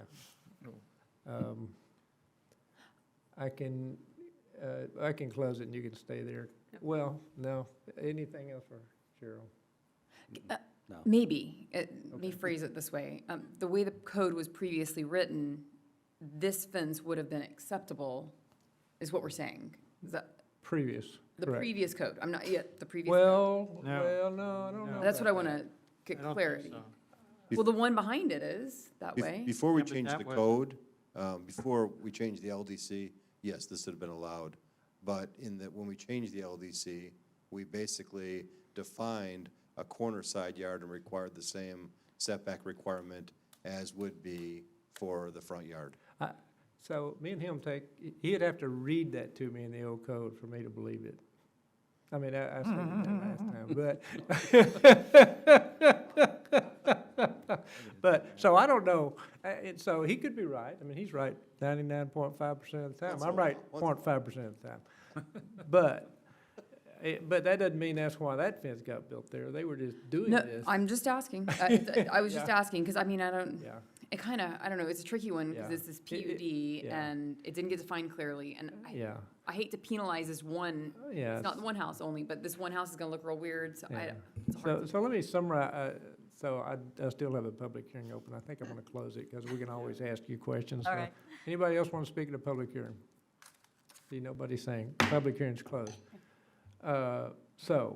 Summarizing what I've heard is what I've heard, hey, Bobby started this conversation, that fence is there, it's nothing you could do about it. You know, logic would say, well, why couldn't you just do this one the same? Because that would look, in this case, that would look the best, although it violates the ordinance. So that's the reason you were citing as, hey, that makes sense to me. That's most of the yeah. Yes. Yeah, that and. makes sense to you to do what? Huh? That makes sense to him to do which way? To allow this Continue the fence the way wrought it iron is. fence to be built where these poles are. Okay. Because that continued where that existing fence is. And aesthetically, I mean, maybe putting words in your. No, you're, But aesthetically, that's the most pleasing solution. yeah, I keep going back, prior council allowed this, and Yes. and that's, that's the trick. right there. Yeah, and That's the what we're pony in the trick. struggling greatly, and we would not approve any of this, but it's here. So it's reality, we got to deal with it. Right. And we don't want to err around making the wrong decision, which seemed to be punitive to the people that own the lots. Right. Yeah. But even though we wouldn't have done that, it is there. So that's what I'm hearing, That's everybody except Chuck hadn't said a word, so I don't know about Chuck. I think as frustrating as this one is, I think Yeah. that prior council left us in a pretty boxed-in place. Yes. And to make it look Yeah. consistent, where I'm not a big fan of it, I think it's the only way to really make this one work. Now, one thing I would like to point out is that some of these other lots actually continue down this same street, is that correct? Yes. And so, probably if we approve this one, there's gonna be one right straight across the street that has the same Yeah, issue. and that's why I wanted to go ahead and talk about all the others. agree. Because that's clearly gonna happen. I mean, Yes. that would become the argument, Because you don't. yeah, Yeah. If we set them differently, Right. I think they're gonna look strange. right. I will say that throughout the neighborhood, the fence lines did change, though. There are some privacy, some wrought iron, some Yeah. came further up, some were further back. Yeah, So it's kind of not consistent now, but Yeah. here, I mean, so I see both sides there. True, but, I mean, my reaction is, if you look at the, if you look at the picture of the others, could you put those up, whoever's controlling it? Jackie, could you, yeah, Or Mark. maybe who, Put up the others. The one that shows all of them. No, I believe that one already has a fence on it. no, the one that had the stars on it, oh, the stars, There. there it is. there. Oh, yeah. The two you're referencing are the two in brown next to the single red star. Yeah, the two to the right of the red star, the single red Yeah. star. Those Yeah. are the two that I was talking about. That's the one that Yes. has the, They're right down the same street. There's one also to the left, the blue. Are that, Left of that. are there houses on those yet? that's the one with the The two walls. brown there are not. No, there's no houses to those two But there- brown. But there's walls. No walls. No walls? No walls and no houses. There's a wall in there. There's a, You He's said there was a saying there is wall. walls. Oh, there is a wall? You mind if I approach? Yeah. Yes, go ahead. The two lots across. Yeah. And I can put this, sorry, we keep changing schematics, but the two to the right of the single red star, so that They we're have calling a those wall? orange or brown, those are actually these two boxed here Okay. in Sharpie. Those both have walls on them. They do, we saw them. So I would be the one building across the street from Cheryl. Okay, And again, those would fall under our request to put the fence on top of the wall. on top of the wall? Yes, sir. Okay. So they won't align with these? Correct, given the wall. It would be set back more? Yes, sir. Okay. It would be closer to the house. It would That's just what be I meant, placed on the wall. yeah. Yes, sir. Yes. Okay, so while you're up there, show the one with the stars again. You said you got 7 lots, one has the Mark perimeter has the stars, there you go. perimeter fence, and these are the colored ones. So you just talked about those two brown ones, right? Yes, sir. So they go down to the other end, the blue and the purple. They got walls. So the blue and the purple are actually main view, so those are Cheryl's. Oh, Cheryl's. The purple one is the one we referenced as an inspirational picture in my package. And a few of us also looked at on site that had the wrought iron on the wall, and we referenced it as an example of where we would like to return our fence. So the Okay. purple one's a Does have- built, closed main view home that Tradition Homes is using as an inspiration communication tool to say, this is what we would like to do on our brown lot. Okay, is there a house on the blue one? Yes, sir, that's a main view house under construction, so that's also one of Cheryl's. Okay, So what you'll see for Tradition Homes, from a walls perspective, there are 6 what I'll call burnt orange, brown lots. The 7th one that I referred to as a unique situation, if you come in off of Cheeksbarger yeah, into that corner lot, it's not colored at all, but it's that white lot right there at the corner on the southeast corner as you approach Valmer Avenue. And that's the one we were just gonna tie into the existing developer wall with the Yeah. wrought iron fence. So again, just to be clear, there are 6 orange lots on here that Tradition Homes is requesting to put an iron fence on top of the wall. okay. but just to be clear, you can't get permission for those tonight. I just want to make sure you're. No, Yeah, No, yeah, no, and that was really, yeah, I'm just considering trying y'all to are so understand open. the whole set. So the Right. others are No, you're Cheryl's fine. or yours? The other lots, could you come to the mic, please? So the 3 blue stars, so I'm interested now in describing the lots, all your corner lots. Yeah, so the top blue star is the same situation as the one I'm here on tonight. It has a flat lot and we want to do an open wrought iron fence. Okay, so that white lot behind it, there's a house there? There's a, to the right of the blue, there's a yellow lot. No, Left the of the- left of the Oh, blue. left of the blue, there is an existing house there, and they wanted a privacy fence. They did But not want they it. live there? Yes, they do. That's a closed home. They have no fence? They have a wood fence on their home. The wood fence is at the build line. They Okay. did not want, they were offered the opportunity because at the time, we could do either wood or open fencing. If we wanted to move it out, they had to do open. And so they were offered to do open fencing. They didn't want to do it because they had privacy. They wanted to put a hot tub or something back there, and they wanted privacy. So is that, It's on the so lot just at the line. back of the house then? Yeah, it really just, I mean, literally On is the on side. top of the patio of the house. Yeah. What'd they say? They couldn't do anything else, they had to do that. I just went to 50% from a 0.5%, he went down to. 0.5 to Yeah, 50%, yeah. just like that. Just a quick question, was that a covenant requirement, or was that a PUD requirement? What was the? That was based on the letter from the city that we got, that Okay. said that if we want to extend it out, then Had we have to to do be an on open the- fence. He's gonna say There you go. 75% now, watch There out. you go. Yeah. Hey, your credibility is sinking fast. Mayor is always right. On the record, it's saying that over and over again. Okay, so why There's should your we ever, so another question, with all this discussion you've heard, we've struggled with this, why should we give you a fence on that blue star at the top? So the blue star faces the yellow lot, so when you're driving that's- down the street, Yeah, The yellow that's lot not gonna is happen with me though, the facing lot has a Yeah. wrought iron fence. yeah. So it's from a continuity from going down the main street Yeah. here on Valmer, it would be the same as the house across the street. So, no, I appreciate I'm not trying to make fun of you at all, believe me, but it just illustrates the point that Kelly was making. Once we do any of these, that will be the reason, because I would say there is, just my opinion, again, there's 6 other people. Right. I wouldn't, right this moment, I couldn't come up with any reason why we would approve a fence on that top blue star, even if we approve these others. None.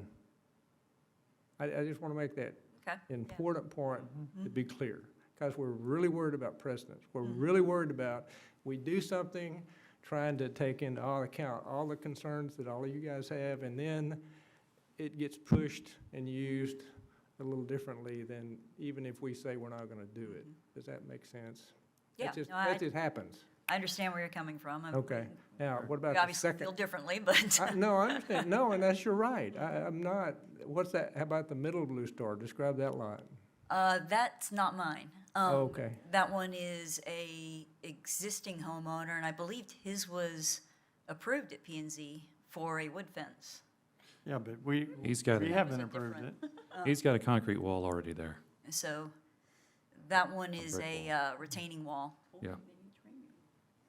Okay. And so it has come to us. Okay. Yeah, that one has come to P and Z. It hasn't come before Well, you so, yet. I believe. okay, and there's not one, obviously, the other lot behind that's yours. And then the other But, blue okay, lot is mine. yeah, and describe it.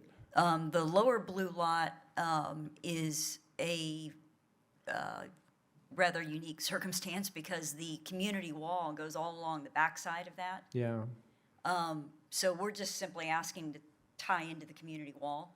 Yeah, that's, There actually used to be a wall there, and because the lot was so narrow, we had to take down the wall in order to be able to brick the side of the house, always intending to put it right back up where it was, and then things changed, and now we're in the circumstances that we've got a home that we always intended to replace the wall. what kind of wall was that, the one you took down? That one was a brick wall, and Was it a perimeter put up by the developer? it was, but when we went to Oh, okay. discuss with the city about going back and Yeah. how we would put that back, it came out that there was nothing on the plan that provided for that wall to be brick. And so our feeling was that the brick wall looked very imposing there, turning that corner. It didn't really fit with the whole flavor of the rest of the community. So we committed that we would go back with a wrought iron wall Okay. and a wrought iron fence and just tie it in exactly where the existing fence was. So you have permission for that? right? Well, we don't No. because we started the house, but we Okay. don't get the fence Okay, permits. so we, We're ready to put we the gotta fence hear that one permit in. too. So Okay. we've been to P and Z on that one, and they did vote to approve that at P and Z level, and we'll be before you, Okay. I guess, next Okay. council, I think. Okay, I think I have, the yellow lot way over here to the right, what is that, whose is that? That is a MI Homes lot, and that was shown as an example of a home that has a fence extension past the build line. Okay, so it's already there. It's and already there, it's a closed home. done. Yeah, it was Yeah. really more just to kind of show some of the Okay. precedent Yeah. in the community. Okay, gotcha. Okay, I think I got a good, thank you all for the Yeah, effort. I yeah. think I have a picture of all the lots. Yeah, Yeah. I think that was helpful. Okay, okay. Okay, so back to where we were. you Tonight, know, we're the on right- just 3 lots, right? Yeah. The Okay, first so, one. yeah. Okay, so we are actually at 6B, and Yep. so that's what we're dealing with right now. We've had the public hearing, we've talked about it a lot. You know, so the case was made, hey, this is, just extending that existing wrought iron fence. So it's up to you guys, what do you want to do? I make a motion to approve ordinance O-20-2123. I'll second. Wait, I'm Oh, sorry. sorry. Are you going to include the Oh, yes, wrought iron Yeah. fence and It in must- line with the other property's yes, fences? must be a wrought iron fence, must be in line, and wrought iron open fence. And And it must be in line with the property immediately behind it. And it cannot have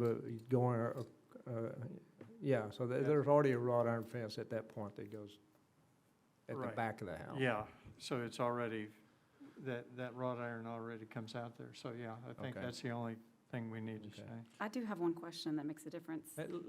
So that's a motion, we got to get a second or not get a second first. I'll So- second. Wait, Okay, we have it. So let me state the motion, then we're going to talk about the motion, Callie. So, Councilmember Dodson made a motion to approve with the requirement that it's a wrought iron fence on the existing poles, the second by Councilmember Nakamura. And Okay, What, now- 6 feet or 5 feet? What is it, Question 5. 5 feet? Okay. And Mayor, the second condition was that it was aligned with the fence Yeah, immediately Yeah. adjacent. Aligned with the Adjoining lot. fence, Yes, sir. right. And any other conditions that we need to put on Do there? you have the or- address of the house behind? 3500 Balmer. Okay. Do you have I'd that? like to know when they built the house or designed the house, I'd like to know what was allowed then, and we don't know that, right? Don't know what? Do we know where the fence could go when they had submitted the plans for the design of the home? Well, that's where me and the city manager were talking. I claim it couldn't go there Mm-hmm. ever. So before, this was never allowed, is my question. That's my position. Now, city manager has a little different position, but they've been doing it. They've been building them, so. Okay. Mr. Mayor, my official position is the mayor's always right. Ah, baloney. I think we need also clarity on the other two properties Chicken. because it's not the same as the one that has just, right, are we going to put it on the wall?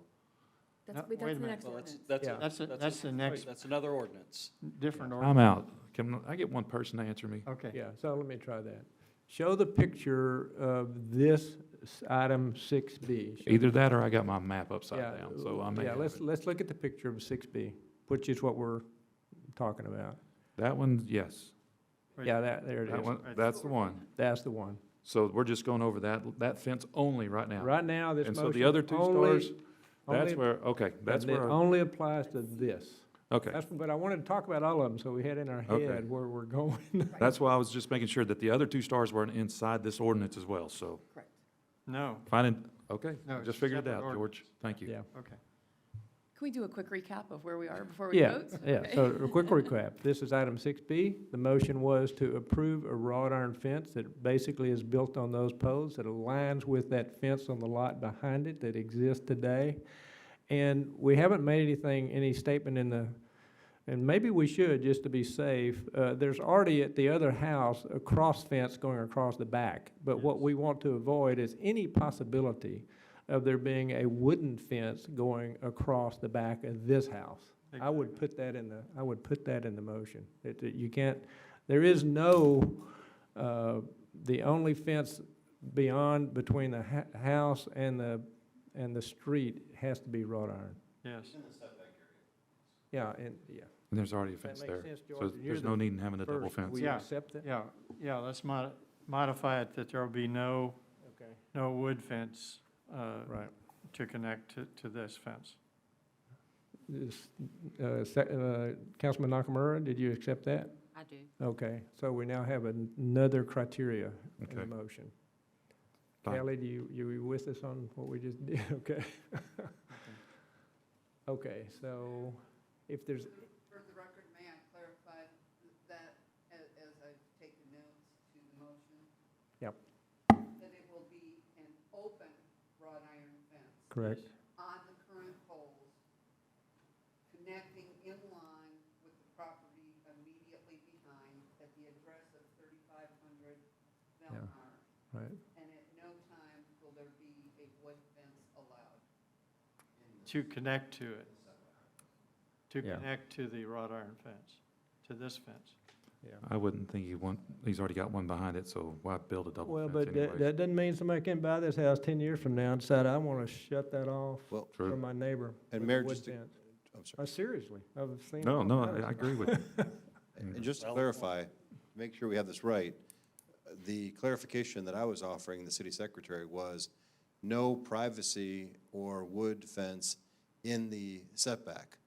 And so it could extend across the back, it just can't go You- past that setback line. I agree with that. Now, one other thing that I just thought of, if we're doing this for aesthetic reason only. Exactly. Yes. And to be aesthetically pleasing, I would make this fence be just like that other fence, Oh, just yeah. like it. Yeah. And that's, So that's make pretty, that the other condition. that's pretty that it be consistent throughout the identical- subdivision. Yeah, but we need to Identical say to the that. fence Yeah, behind that's it. fine, yeah. Put it on there. That's condition number 4. You buy that, Tammy? Okay. Yes. So we probably, Identical design. yeah. We probably ought to actually read that motion whenever you guys get it drafted.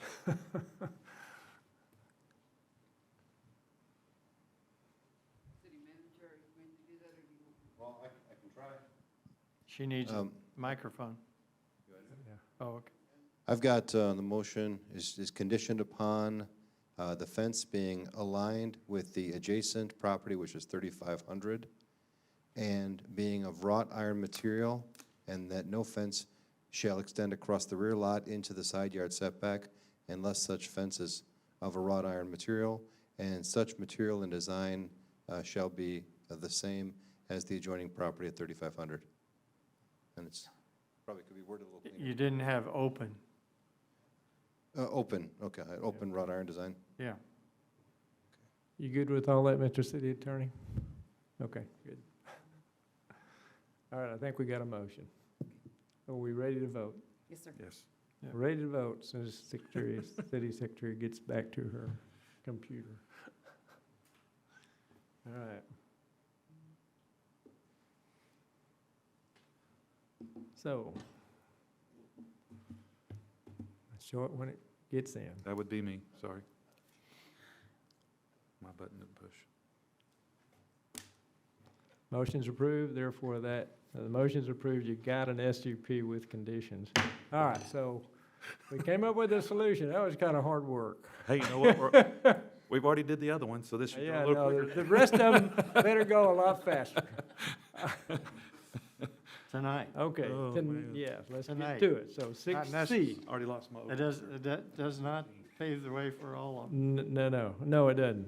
Second reading and public hearing of ordinance O-20-2124, request to appeal the decision of the Planning and Zoning Commission for a consideration of a special use permit for a fence to extend into the required street side yard on lots 9 and 10, Block 8, Creekside at Colleyville, Phase 3, located at 3609 LaJoe Lane and 3608 Valmer Avenue, case ZC 20-011. That's 2 lots. while I'm thinking about this, so we just kind of turned over a P and Z action. I think we either, and you were saying, hey, some training and discussion. We probably ought to think about meeting with them, just have a work session just for the opportunity to discuss this because Yes. it's unusual. Yes. And, why we did what we did and the fact that they did the right thing. Oh, That's They did. important. I Yeah. think they did. Yeah, okay. Jackie?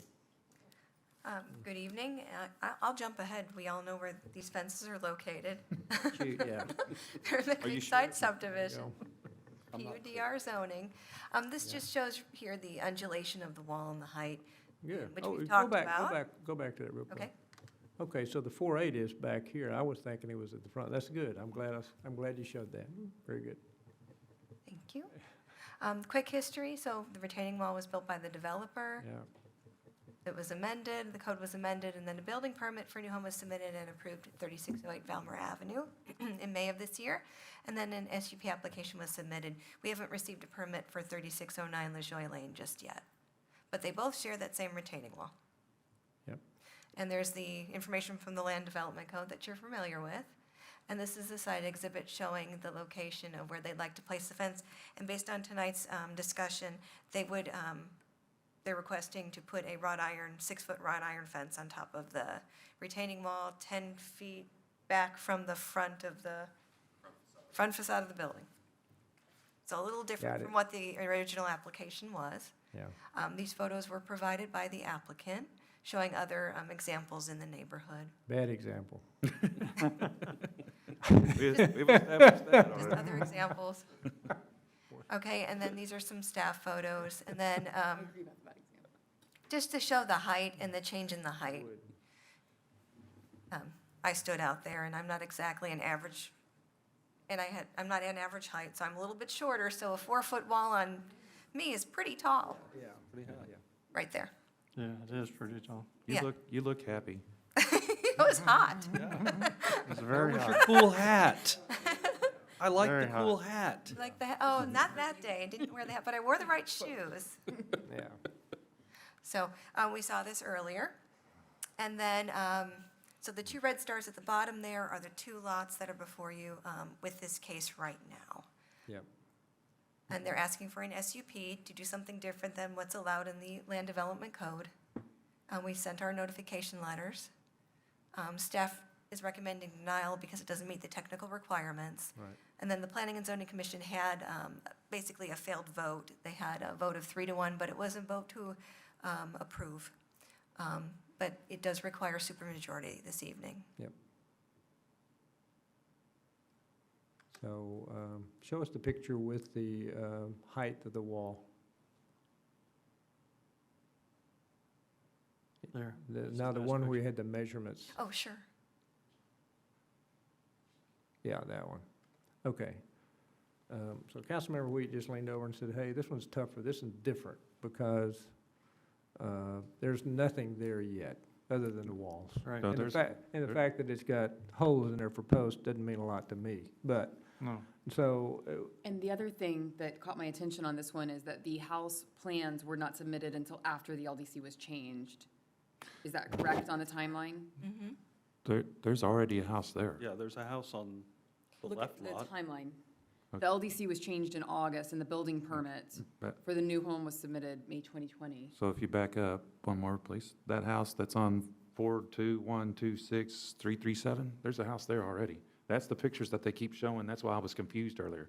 Yeah, It is the house, yeah. that's oh, right. yeah, yes, there is a house. house on that lot. Yes, so the house that she's standing in front of is that lot. Yes. That's But that's, that's they hers just- right there. It's not complete yet, but it's under but construction. that's what, they just pulled in May 2020. Yeah, Yeah. Yeah. they right, just so pulled it. she's correct. Okay, Yeah, you were she's saying, correct. House is Yeah. there. No, I know the house is there, but they Okay. pulled those permits after our LDC Right. was changed. Right. That's different than the previous home, Okay. where the Yes. permit, Yes, it is. the So- permits were pulled at different Right, times. yeah, And then I Right. also mentioned to the mayor, so that kind of catches my attention, not in a Yeah. good way. But the other thing here is there's still a safety issue. yeah, that's why we're. wall, so this one is really Yeah, show the wall heights again. Proposing putting it on the Jackie, or whoever's, Oh, sure. there you go. But you see why I. Oh, yeah, Yeah, now I do Yeah, know. so that's what I was I gonna see what say. you're So the difference on this one is that wall is 4.8 feet high at one point. Agreed. It's over 4 feet. 4 feet's kind of the limit, so there's a safety issue. I agree with you. Yeah, Agreed yeah, on that's safety. right. So that's the only one that gets my attention on these. Sure. Yeah, I agree. And Mayor, and uniquely consistent is the fact that it appears this house is constructed 5 feet off the build line. So you could put a fence between the wall and the house, which would even be weirder. So Yeah. that lends Yeah, more I- credence to that argument. That gives us- I don't think that serves Yeah. anybody well. And honestly, Mayor, I know the reason why that wall is taller right there is just because there's a dip in the ground right there. Whenever I went out to shoot Yeah. make sure it's level. Yeah. It's within 3 inches all over. So, but it's not a foot 8 inches. It doesn't make a big rise in the wall. So, and as you can tell, Okay, Just the way the ground is. yeah, the ground below. okay, so from the left, it's level, but the ground's dropping off. Correct. Yeah, okay, gotcha. Then comes back up. That's Yeah. why the wall on the Yeah. backside is kind of Okay. funky chicken there. So now that leaves us with the question, okay, so we got a safety issue. If we allow a wrought iron fence there at 4.8, do you let it continue? I think so, Okay. only because. think you do that for there's the consistency. Back to it the makes everything aesthetic look good. reason, yeah, Yeah. okay. Yes. All right, And it aligns the houses further north yeah, also have okay. the iron fence. And I think we had good discussion when we met with the applicant. Yeah. In that we talked about the wrought iron, ending it before Yeah, the front of the house and doing live screen, which he was very open to, so. yeah, I think we've reached about as good a compromise as we can reach here, based Okay. on what we have to work with. okay. Then let me open a public hearing. Public hearing is open. Cheryl? Yeah. You want to talk or not? You don't have to. Okay. Anybody else want to speak on this item? I see no one indicating. So public hearing is closed. Okay, motion's in order if we've talked enough. I'll move to approve ordinance O-20-2124 with the addition of wrought iron and ending 10 feet back from the setback of the house. Second. There's two Okay. houses here. Yes. So you 10 need, feet on both houses. okay. Okay, I would recommend you put the same conditions on this as on the previous one. I don't disagree with that, so if we Okay. can have that read into I the agree. record. Okay, so both first and second motion people agreed to that. George, you were going to say something? No. Okay. City manager has those lists, so. Okay, all right, so. Yeah, in addition here, we should say that the fence separating the two houses be on the wall, and the solid wood must stop at the, Yeah, and that was one of the conditions line. on the Yes. previous one. It can be, solid. So we got everything covered? with wrought iron Yeah. extending beyond the wood. So, question for the applicant. Mayor, I'm sorry, was there a second on that? Or- Yeah, the motion to approve with those conditions was made by Councilmember Kelly. Mayor Pro Tem Linda Mood seconded it.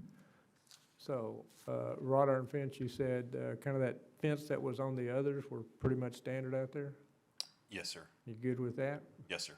Okay. Okay, does that motion include, in that previous motion, we included that was the fence? Does that include this motion too? Same style. 5 foot. Yes. I mean, that design, Yeah, 5 foot, conditioned upon fence material of open wrought iron material design and setback from the front of the home a minimum of 10 feet, and prohibition of any solid privacy fence allowed into the side yard setback from the rear yard.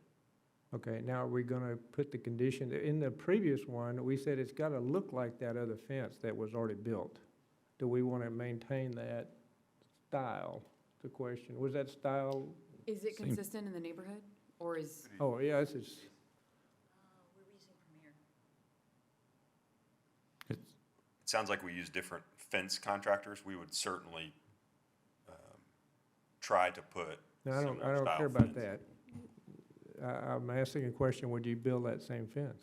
I don't care what contractor. That same style, yeah. Yes, sir, we will. Okay, put it in. You agree with that? Yes, sir. You agree with that? Okay. Absolutely.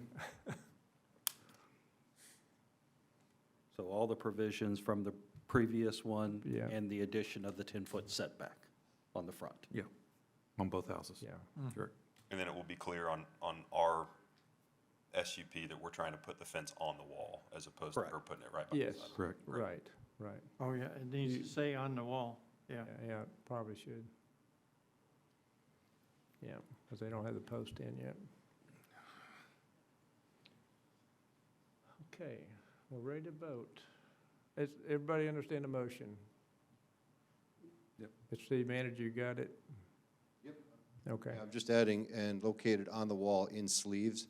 I also required that the 5-foot wrought iron material design of a similar color, design, and material as the previously approved project, and set back from the home a minimum of 10 feet, with no solid privacy fence allowed into side setback from rear yard. And then, of course, I added the fence shall be located on the wall in the existing sleeve pattern. There are sleeves, I believe, are already in the wall, you said. Yes, sir. okay, you good with all that? Yes, sir. Okay. We ready to vote? Yes. Yeah. Yes. Open the vote, please, ma'am.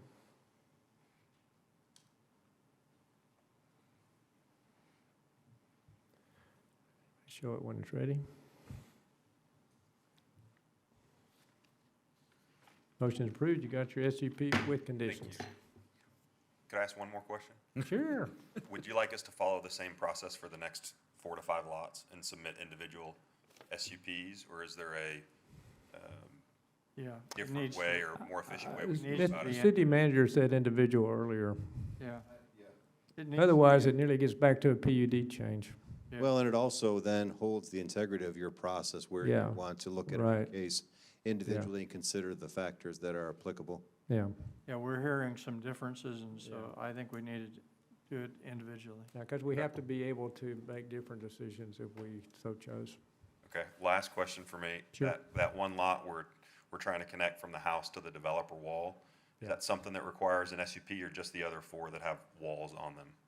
If you're talking about a fence that returns from a wall that exists, if that fence is located within that setback, then yes. Okay.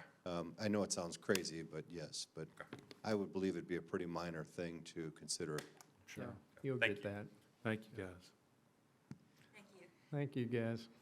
Okay.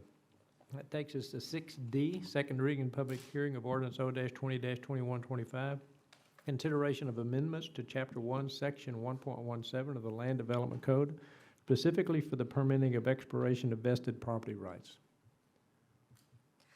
Mayor and council, this is a change to the Land Development Code for Chapter 1. And it is, we were directed by our city attorney to prepare an ordinance that applies the project expiration regulations to certain projects existing at the time of adoption, provided the project meets the definition of dormancy, and the city's ordinance provides a reasonable grace period prior to enforcement to allow pending dormant project owners to comply. So the draft ordinance proposes that a development project shall become dormant and expire if for a period of 2 years subsequent to the original approval, no progress is made toward completion of the project. A development project shall become dormant and expire if for a period of 5 years subsequent to the first application for a permit being filed, no progress has been made towards completion of the project. These are the definitions. And then this kind of defines what moving towards progress of completion of a project can be. And then this is talking about the expiration. Staff does recommend approval, and the Planning and Zoning Commission did recommend approval of this amendment at their June 8th, 2020 meeting by a vote of 4-0. And I know our city attorney can go into greater detail. Okay. So I guess my one question about this one, Mr. City Attorney, is this the most restrictive thing we can do based on Texas law? Yes, Mayor. And Okay. this is, as we discussed last time, Mayor and Council, the law is intended to prevent prevent the city from going more restrictive, and then making us adopt an affirmative finding to even be able to enforce dormancy provisions, and that's why we've brought this forward, so we can get the most out of what we are allowed to do. Okay, and if we don't do this, would we have difficulty doing a dormancy if we had a situation? Well, we would, obviously, we have certain requirements in our LDC now that are Yeah. specific to various permits, but without adopting a uniform expiration date and dormancy section in our LDC, those are subject to challenge or incompatibility with this law on a case-by-case basis. This makes it a uniform Okay. catch-all for all permits and projects. Do we have anything in our LDC now that would have been incompatible with this? To my knowledge, no, Okay. but I obviously haven't looked at each individual. Obviously, I hadn't read it. Yeah, there's a few pages in there I haven't read yet, but no, I'm Okay. not aware of any actual Okay. conflict. I just want to be, because we've talked about this a while, I just want to be sure we're doing the best thing we can do to, Right. okay. This is pushing, to phrase it commonly, this is pushing the limit as far as we can push it. Okay. And again, Mr. Yes. Attorney, what we're saying here is 2 years for an individual project and 5 years for an overall development, is that correct? 2 An years for an individual. individual permit, Permit. which would be, A house. right, site plan, a plat, or, anything like such as that. But the overall project, an overall subdivision, for instance, that would be the 5 years. So zoning, you're talking zoning now? Correct. Zoning, Zoning as 5, well as- permit 2. Well, yeah, Both. Huh? development regulations, zoning, yes. Yeah, okay, okay. There's a wide area that they've tried to cover with it. There are Yeah. some areas that aren't covered by this, and the AG continues to issue opinions from time to time that kind of clarify. But so far, what we have presented tonight is going to be the freshest version of the language. Okay. And again, the most restrictive we can be. Very good. Any other questions for Wyatt? No. No, I think this is good. Thank you very much. Thank you. I'm going to open the public hearing. Public hearing is open. Have no cards. Anyone wish to speak on this item? Yes. Dr. Hennessy.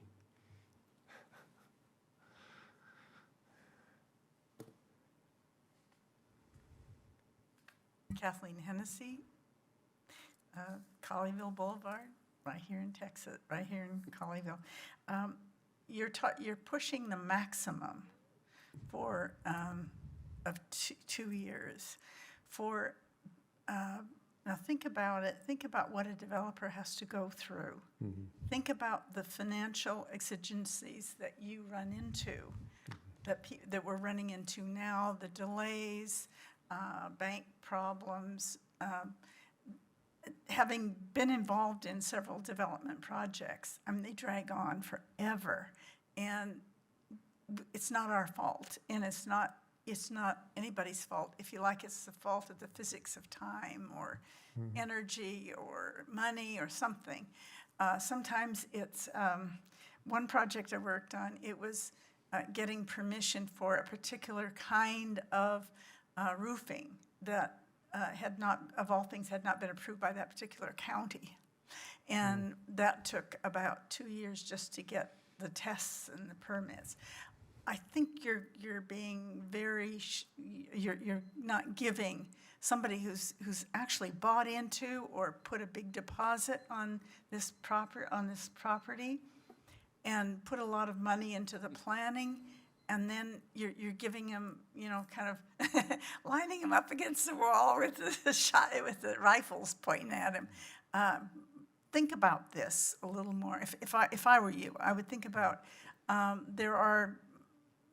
it's not cut and dried situations like this. So we've had instances where we actually talked about, wanted to take action where something would just sit there literally dark. None of that happened. Nothing was going on. Yeah. And you can't.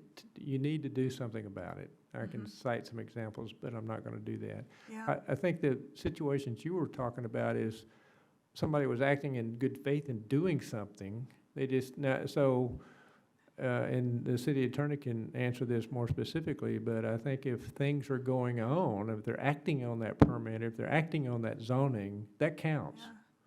Well, So that's not part of the dormancy. but this was during the big recession about 20 years ago. The bank went bankrupt. Yeah. And the developer had no more money. And he invested all that money in the land and doing a very few things with it. And there the land sat for about 12 years. And now they finally developed it, and they're doing fine now. But I just think about it. Think of a few get-outs, maybe a few discretionary get-outs somewhere, so that you can use a little more judgment if they're based on the circumstances. Well, the challenge that I see, though, is sitting in a position that we're just after an authority, having the right to an authority. That doesn't mean we have to do it. We could consider all those fact, you observed some of that tonight. Yeah. You know, that was something we started off saying, we're not approving any of those SUPs because they violate the ordinance, but in the end, after talking through in great detail I don't know if you were here for all of that. Oh, or yeah, not. I was listening to it on. You know, we said, well, okay, we understand what they're saying. We considered those special conditions that the applicants proposed, and eventually came around to taking action that was different, that we did give them the SUP. So we are capable of, I think, considering all those things that you're worried about. I don't think this council would blatantly. Included in your statute, the council shall consider if deemed necessary. So Well, but, and city attorney can correct me if I'm wrong, but this isn't an automatic action. The council would have to decide. There's something going on here, significant enough that we want to consider using this authority. And at that point, all those considerations would get thrown out by whoever the developer was. Now, did I correctly state that, Mr. City Attorney, or not? I like chapter and verse, but anyway. Yeah. Right. Is this on? Okay. Yes. And to address actually Ms. Hennessy's point, and I think your point as well, Mayor, the ordinance itself contains the criteria, which is really a restatement of state law that essentially says, so long as a developer is taking any action, and kind of on the point that you made about things getting delayed with banks, if there have been costs incurred with the attempt to develop the property and the attempt to get designs or funding or financing, and so long as they are pursuing that, then they are automatically eligible and not starting the clock for dormancy. And it is correct that it's not an automatically dormant project. The action would be if, for instance, after, say, 6 years, there's been no perceived action on a project, then an application comes in or a permit application comes in to continue that project. We would look at it and say, well, it's been over 5 years, why is it not dormant? And the developer would come in and say, well, look, here are the things that we've been doing that you couldn't physically see, and those are in your ordinance, which, you know, they have a long list to point from, and we would say, okay, then you are not dormant, you may proceed with your permit application. See, my concern about this is it's way too soft. There's too many loopholes. Really? You know, I mean, well, he just said them. You know, so. Yeah, I know. You're the developer. I've been on the other side with. Yeah, but, so I would be a lot harsher, but that's the way it is. State law decided that. But if we could just, if it could be a little get out, just a little. Yeah, well, there's a lot of get out there. I'd feel a lot better about it. Okay, good.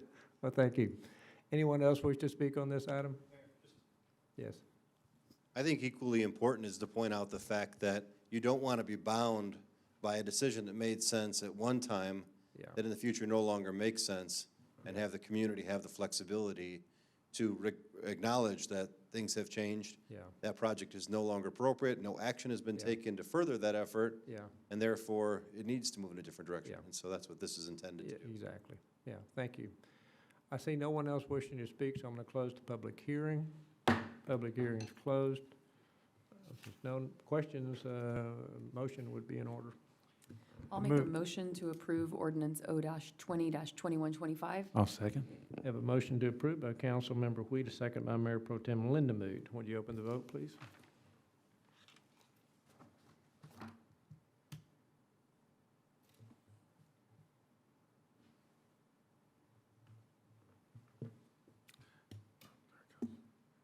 They show it when it's ready.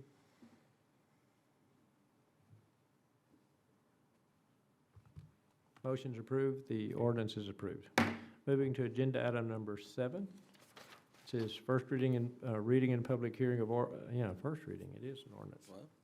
O-20-2126, adopting an annual budget for fiscal year 2021 for the Colleyville Crime Control and Prevention District for the fiscal year beginning October 1, 2020 through September 30th, 2021. A copy of same being on the file with the Office of the City Secretary become effective upon passage by the City Council.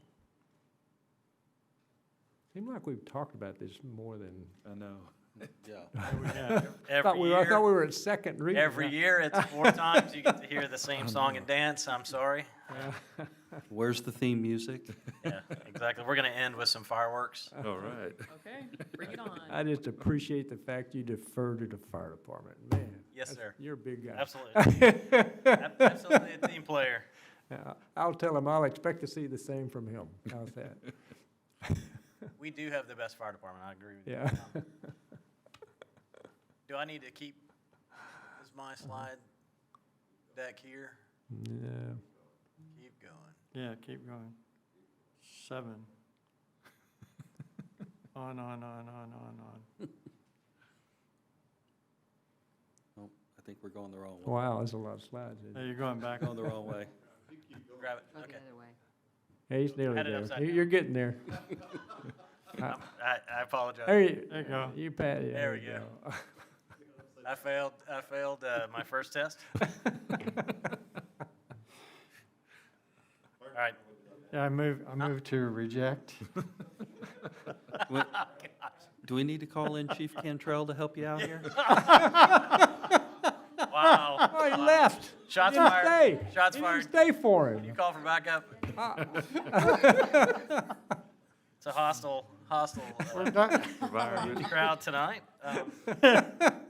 We're glad to have you I here. think he's turning red. It's not me. This is a prank. Oh. Yes. Everybody needed to wake up. Good evening, Mayor and Council. Good evening. Chief Miller, the police chief here in Colleyville. This evening's presentation. What was your name again? Michael Miller, yes, sir. The hiring decision, the error that you made a couple years ago. This will be my last presentation. This evening's presentation will provide an overview of the Colleyville Crime Control and Prevention District and the proposed FY21 budget. We have provided you a couple of documents in addition to this presentation that contain the fun details. Not fun, but fund details. It is fun, actually. It should be both. It is, yes. As you know, the crime district was established in 1999 by local voters for an initial 5-year period of time. The voters renewed the district for an additional 20-year period of time in 2003, and it will be eligible for renewal again in 2023. The district is authorized and governed by Section 363 of the Local Government Code and the Local Board of Directors.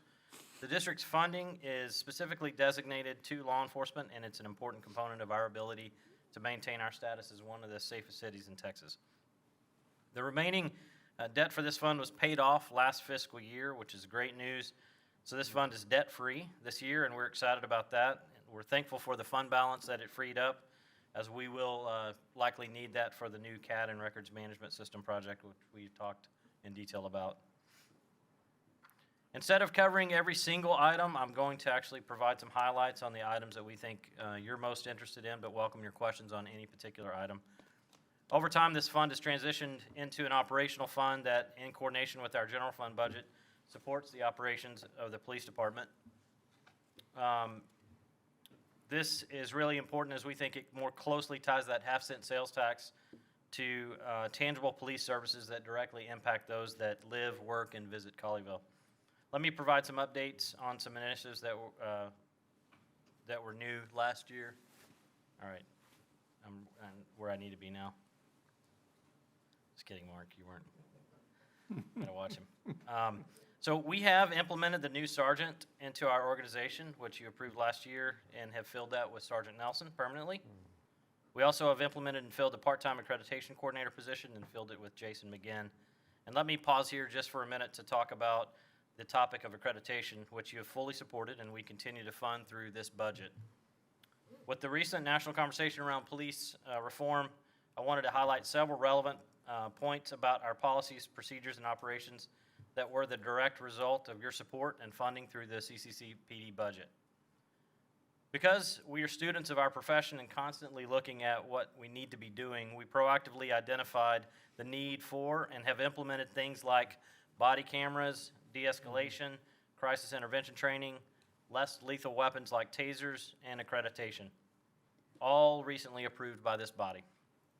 As you know, we are an accredited agency by the Texas Police Chiefs Association and recognized as having best policies and procedures that meet or exceed all of the identified best practices in law enforcement.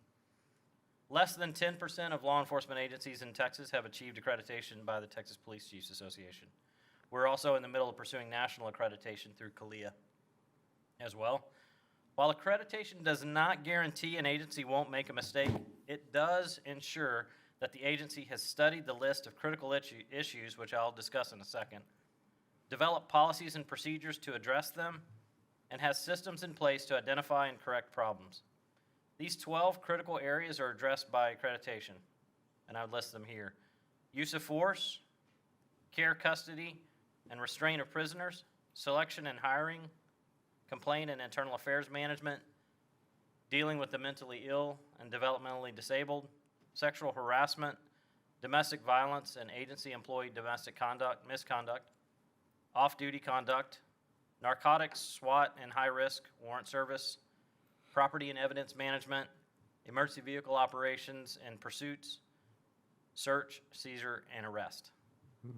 So in the context of the national conversation on police reform, this means that our current policies and procedures have specifically banned chokeholds and strangleholds.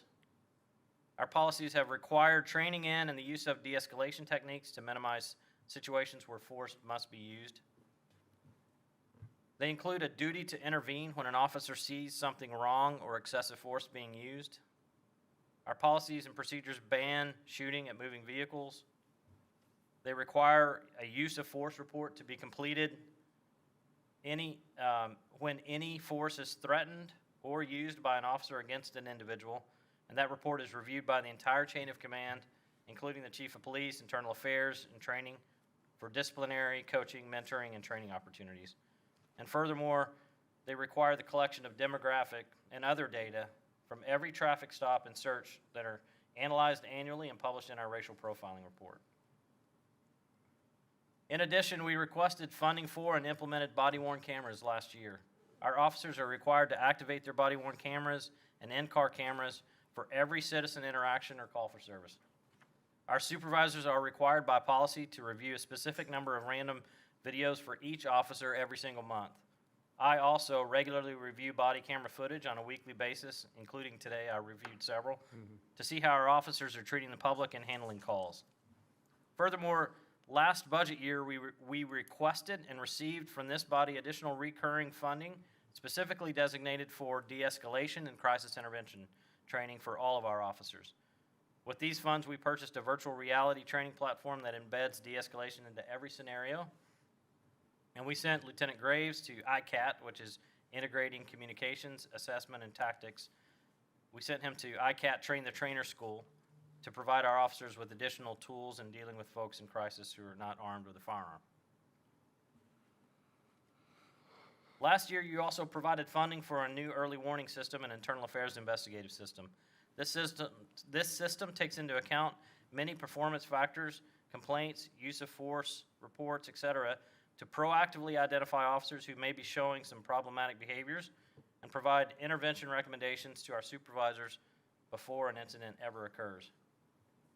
And finally, as you've been briefed several times on the new CAD and records management system project with our partners, Keller, South Lake, and Grapevine, we are still in the vendor selection process. As a matter of fact, we have a top 3 list. We meet the best and final offer is due from all three vendors tomorrow, and then we meet as an executive team on Thursday to talk about those and to review those. So we hope to have a selection before the fiscal year and expect an 18-month implementation timeframe on that. Chief, before you go off this page, the early warning system here has nothing to do with dealing with crime. It deals with the internal police. So some people may not, may hear early warning and think that it's something else. I think it's very important. So it is that's correct, sir. It is a system that looks at complaints, it looks at officer activity, it looks at officer performance, and many other factors around that to identify potential officers who may have a problem before we actually see that problem come to fruition in the field. And then the system that we purchased actually will provide some interventions that have worked through some, this company's in partnership with the University of Chicago, so they've done longitudinal studies and they're using real data to actually provide interventions that work empirically. Yeah. So. Sounds very interesting. Yes, sir. As we talked before, this is transitioned into an operating fund, and we are now funding 12 police officers, 2 public service officers, accreditation coordinator, all out of this particular budget. This continues our goal of connecting that half-cent sales tax with tangible officers and employees working the streets. As the fund begins to stabilize after the large CAD and records management system project is completed, you'll likely hear me ask whether we should be funding more officers out of this fund as we try to maximize the impact of this fund on those who live, work, and shop here. We continue to fund all of our police vehicle purchases and replacements out of the CCCPD budget and have been utilizing the new citywide agreement with Enterprise for all of our needs. Our portion of SWAT training and equipment are funded through this budget as well.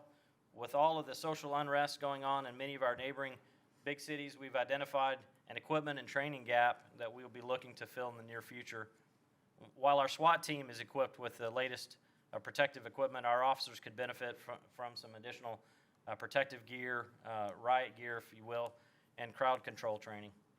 This falls in the category of things that we hope we never have to use, but we want to ensure our folks are equipped for all the possibilities of events happening here and in our neighboring cities where we may be called upon to assist.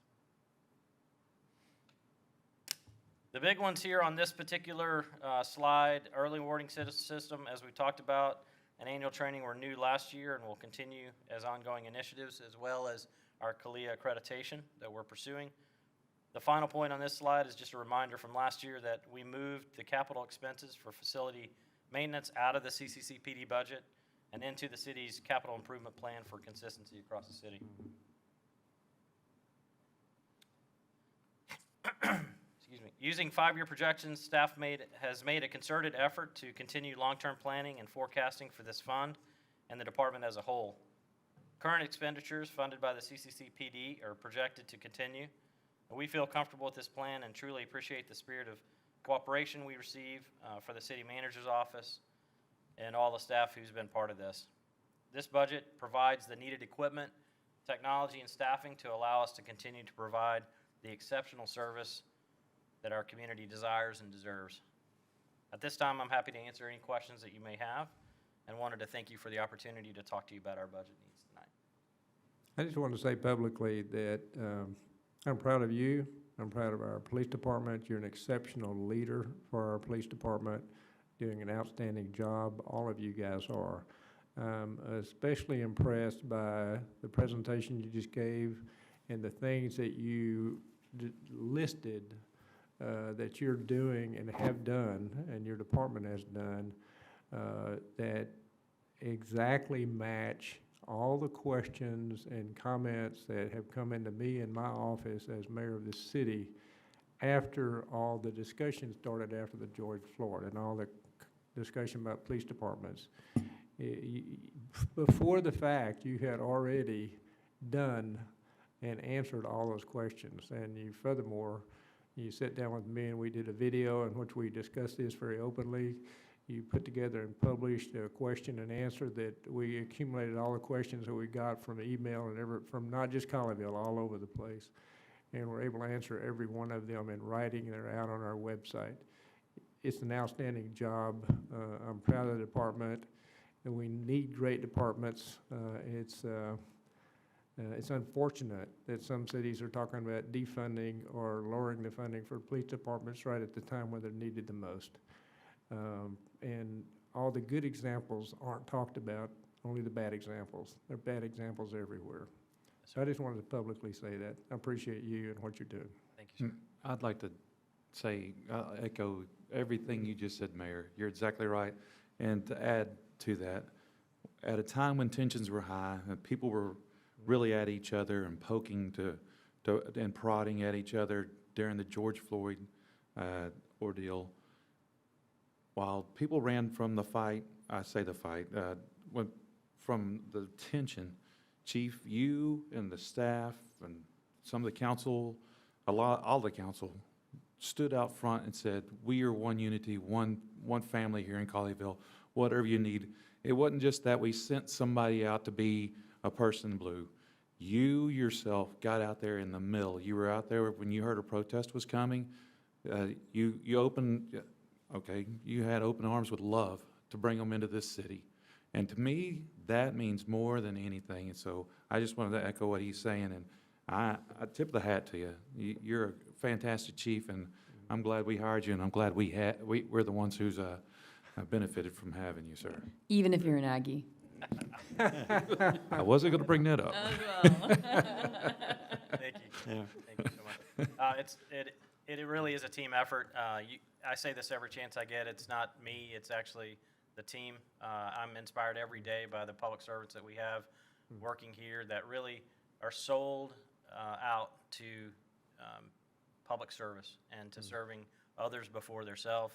And this has been, it's been remarkable to watch the team through COVID and through the protests and the place we are in national conversations now.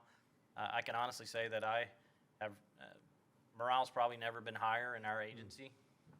It shouldn't be that way, but our people and our men and women continue to go out and serve selflessly in our community to keep our community safe. And we're so appreciative of the team, and we're appreciative of the environment that we work in. The city manager's office has been nothing but supportive throughout all of this, and you as well. So together we're doing great things, and I'm looking forward to next year as well. It's a great team. Chief, I just want to say a couple of words about the hiring that you've done. You've been in a situation where we were understaffed, and the quality of people that you've brought on board.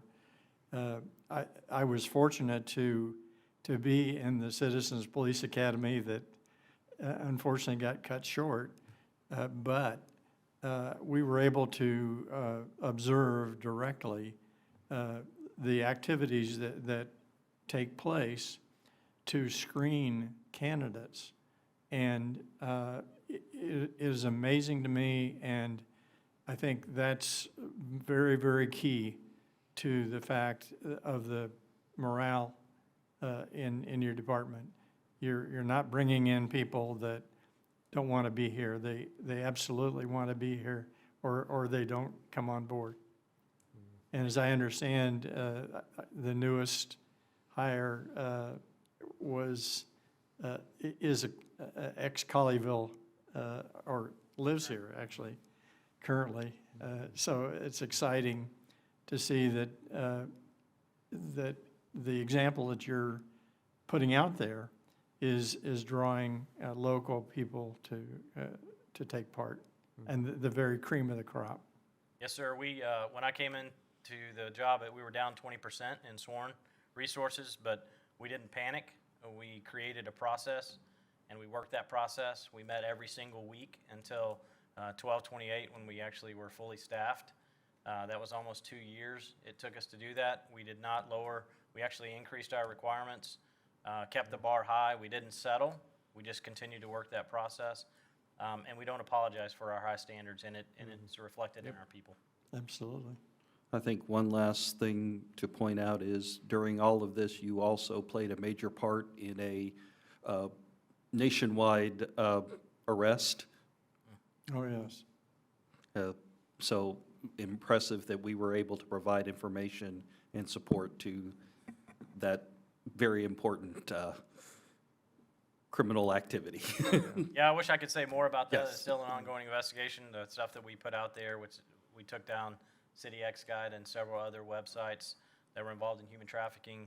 That work actually helped save a number of lives for sure, and including saving one 13-year-old that they've talked about publicly. So we're extremely proud of that. I tell you, if I could stand up here and tell stories all day long about the great work that the men and women of this police department do that are way beyond, while it may have started here and may have ties here, it's way beyond what you would think that the Colleyville Police Department does, and we're proud of it, and we're going to continue to do that kind of work.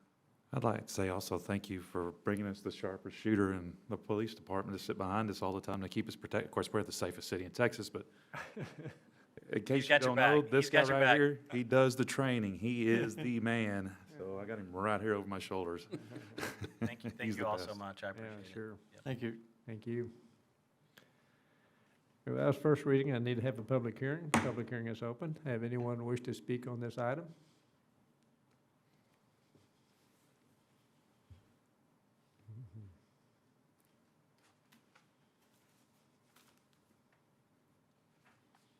It's me again. Anyway, I've just got to say something.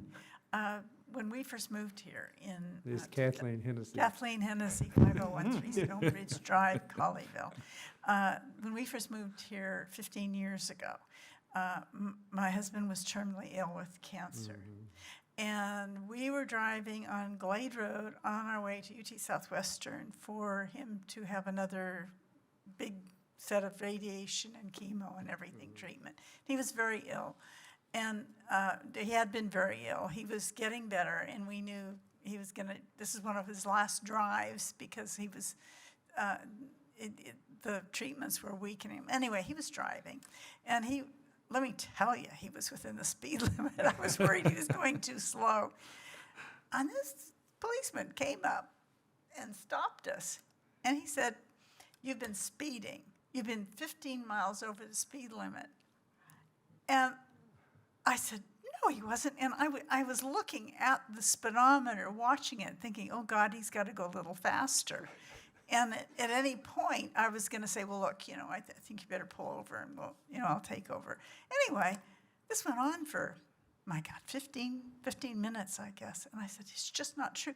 And he was going to write my husband a ticket, and he was not going to write my husband a ticket. I was determined. And then another police officer drove up and said, "What seems to be the problem?" And luckily, he knew my husband. And he said, "Oh, no." He said, "This guy," he said, he drives so slow. He said, "I'm going to give him a ticket sometime for going so slow." And so this policeman pulled his way. He was a young guy, seems quite young. Well, anyway, move on, 12 years, and I've got a neighbor who's got a problem with another neighbor who is cutting down her trees that are in her property. And so she called the police. And this idiot goes to the address of the people that were doing the problem, and he listened to them. And then he came over to see my neighbor, and I just happened to be there with her. And he starts spouting off, "Well, you did this, you did that, you did the other. Not so-and-so claims."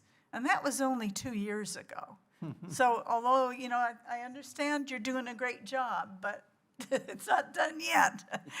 That same guy is still on the police force and still needs a bit of TLC to improve. So I just want to raise that. I don't think the police department looks enough for feedback from citizens. And there should be more of a lot of cities have an ombudsman that just deals with police issues, and you may want to think about that. Okay. We can always improve.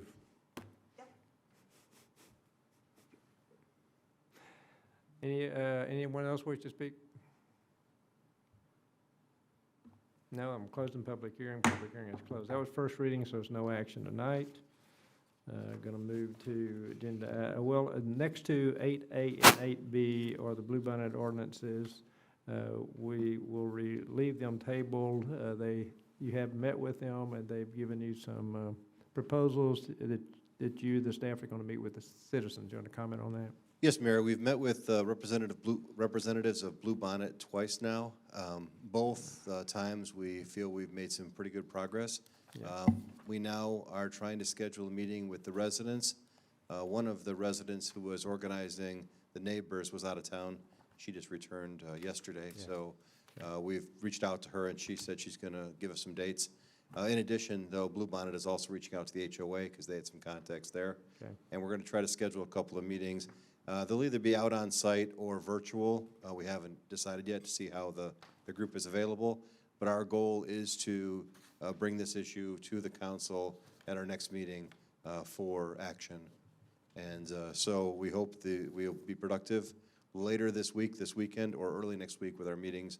And I'll try to keep everybody apprised as to what discussions take place. Okay, very good. So the next agenda item 9 is reports. Any questions on any of the P&Z or work session or minutes? None. Then our next agenda item is 10, citizen comments. And I do have 2 cards, Kathleen Hennessy and Kathy Hadley, whoever wants to speak first.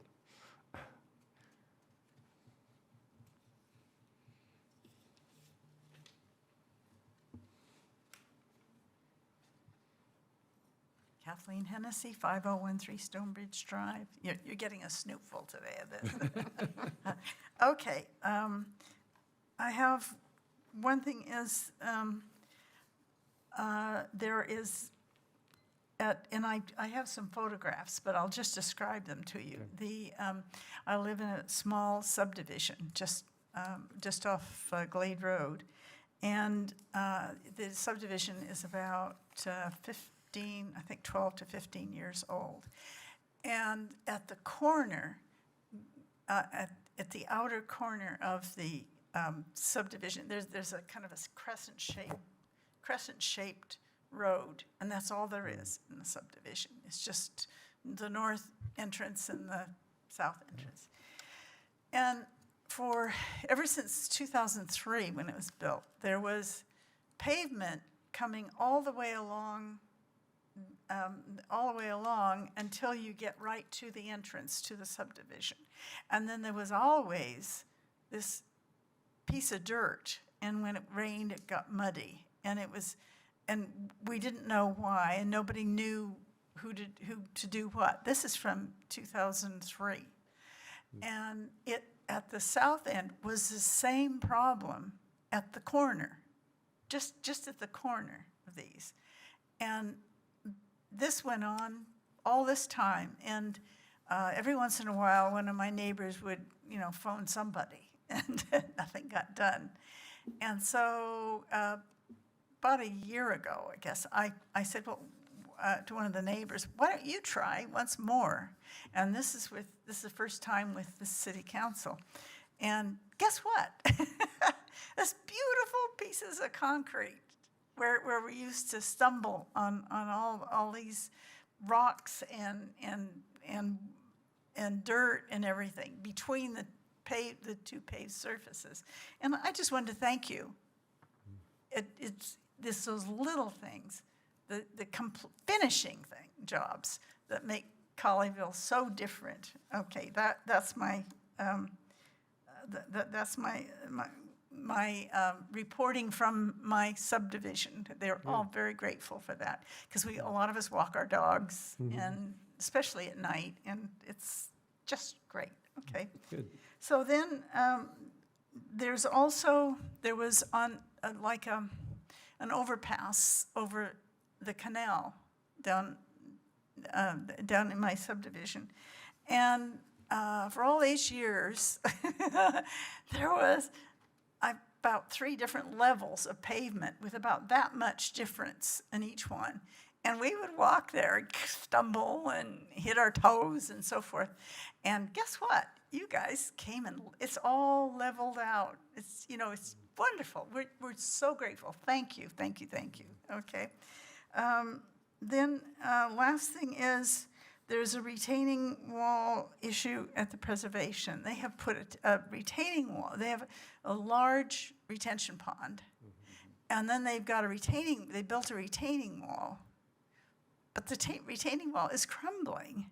And that's all right, except that there's, I think it's an 8 to 10 foot drop down into the office buildings. And one of the main stones that hold in this stone wall fell out. Just the pressure from the retaining wall. You're an engineer, you understand.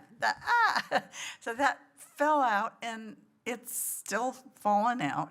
And so there's cracks all the way along this retaining wall. Well, I just happened to know about that because when we were in England, we lived in a 100-year-old stone edifice. It wasn't a house, it was an edifice. And it had this huge retaining wall. It was on a hill, and this huge retaining wall. And I decided that I wanted flowering plants on just all the way along this wall. And they said, you don't really want to do that. You don't want to put any water anywhere near this thing. You know what I'm talking about. Anyway, I'm sitting out there on a Saturday morning having my cup of tea and enjoying the English, rare bits of English sunshine. All of a sudden, the entire retaining wall caved in. This is about 11 feet tall and ended up in our neighbor's backyard. So we got a really good lesson on retaining walls.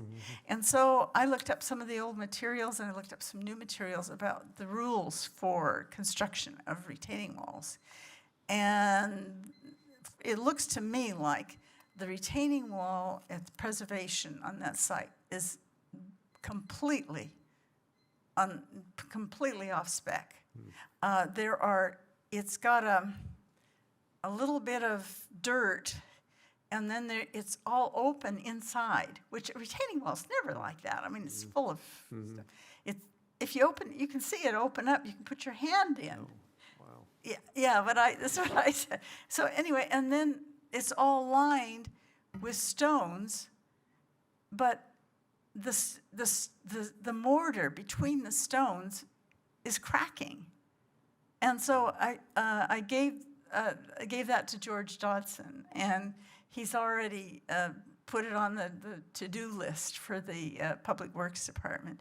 But it could be, if you are, you may want to be real careful about retaining walls. You probably are now. This was done before you guys came here, but you know that it could really do some damage. And so I just that whole retaining wall. It's only about maybe, what is it, George? About 4 feet high, is it? No, it's more than 6 feet high. Is it? It's about 8 feet high there. About 8 feet high, yeah. Yeah, and this stone is probably like that. Yeah, it's a very large stone. Yeah, but inside you can put your hand in, right? Yeah, right. It just fell out.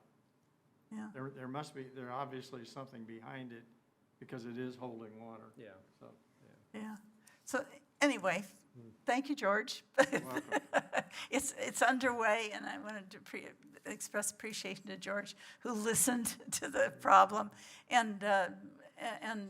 but because I had been through this experience of having caused a collapse of a retaining wall and got stern lectures from the city, and I got stern lectures from the engineers and anybody that wanted to sound off about it. So anyway, I'm a really expert on retaining walls, and I appreciate the work that George has done to put this out. Thank you. Thank you. Kathy?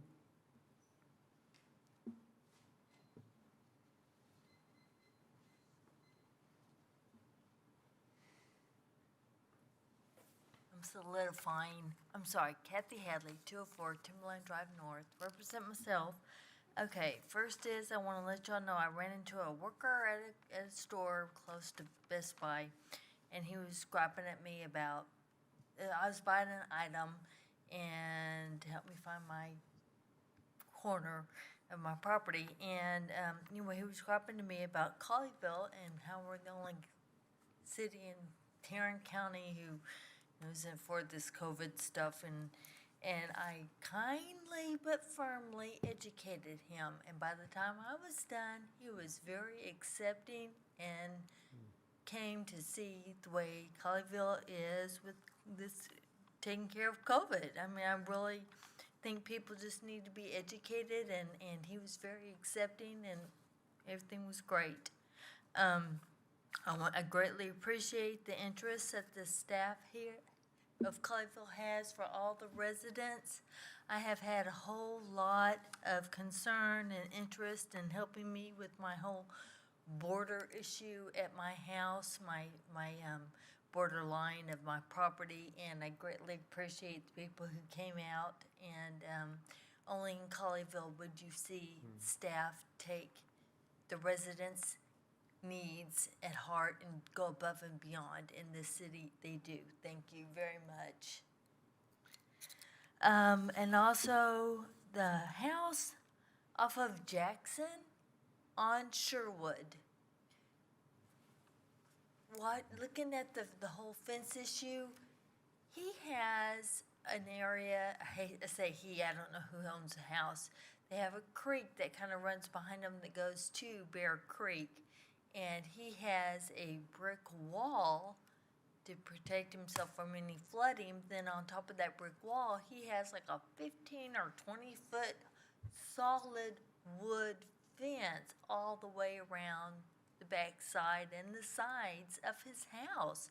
How in the world did that, and when did that get approved? I mean, it's been that way now for quite a while, and I've mentioned it to some of you before. And it's just, I've seen how this had the 6C, the item 6C had to go through so much just to have a wrought iron fence, and this guy has a solid wood fence. Very tacky in my mind, and how, I'm sorry, my opinion, I think it's tacky, but how, city code, how people miss that, I don't understand. And then, when you're on Glade, you're facing east, there at Highway 26, y'all need to put a sign on the light post, no right turn on red, because just today, I drive that all the time. And light was red, and my car's going really shaking and sputtering, and I've got to get it tuned up. I'm going to die sitting here waiting for the light to turn green. Nobody was coming, and I went, and then I went, I don't think I'm supposed to turn right on red. And then I went, okay, didn't get a ticket. So then I went by later, went through that same light, and sure enough, there is a sign, no right turn on red. Not up at the light, but about 5 cars back on the right. For the person who's right there in front, they need to see the sign. When you're busy driving up to the light, you don't notice signs as you're driving up, but when you're sitting there looking at the light, you can see no right turn on red. And, I just want to share that for others so that they don't get in trouble by the police. I guess that is it. I really appreciate all the work y'all do, and we are so very, very blessed to live in Colleyville, where all of you and the staff are so amazing and supportive and helpful to the residents. As loud as this squeaky wheel gets, I still have staff that are very supportive of me and very helpful, and city council people, thank you. I greatly appreciate it. Y'all are keeping the true spirit of Colleyville alive and well. Thank you. Miss Hadley. Thank you.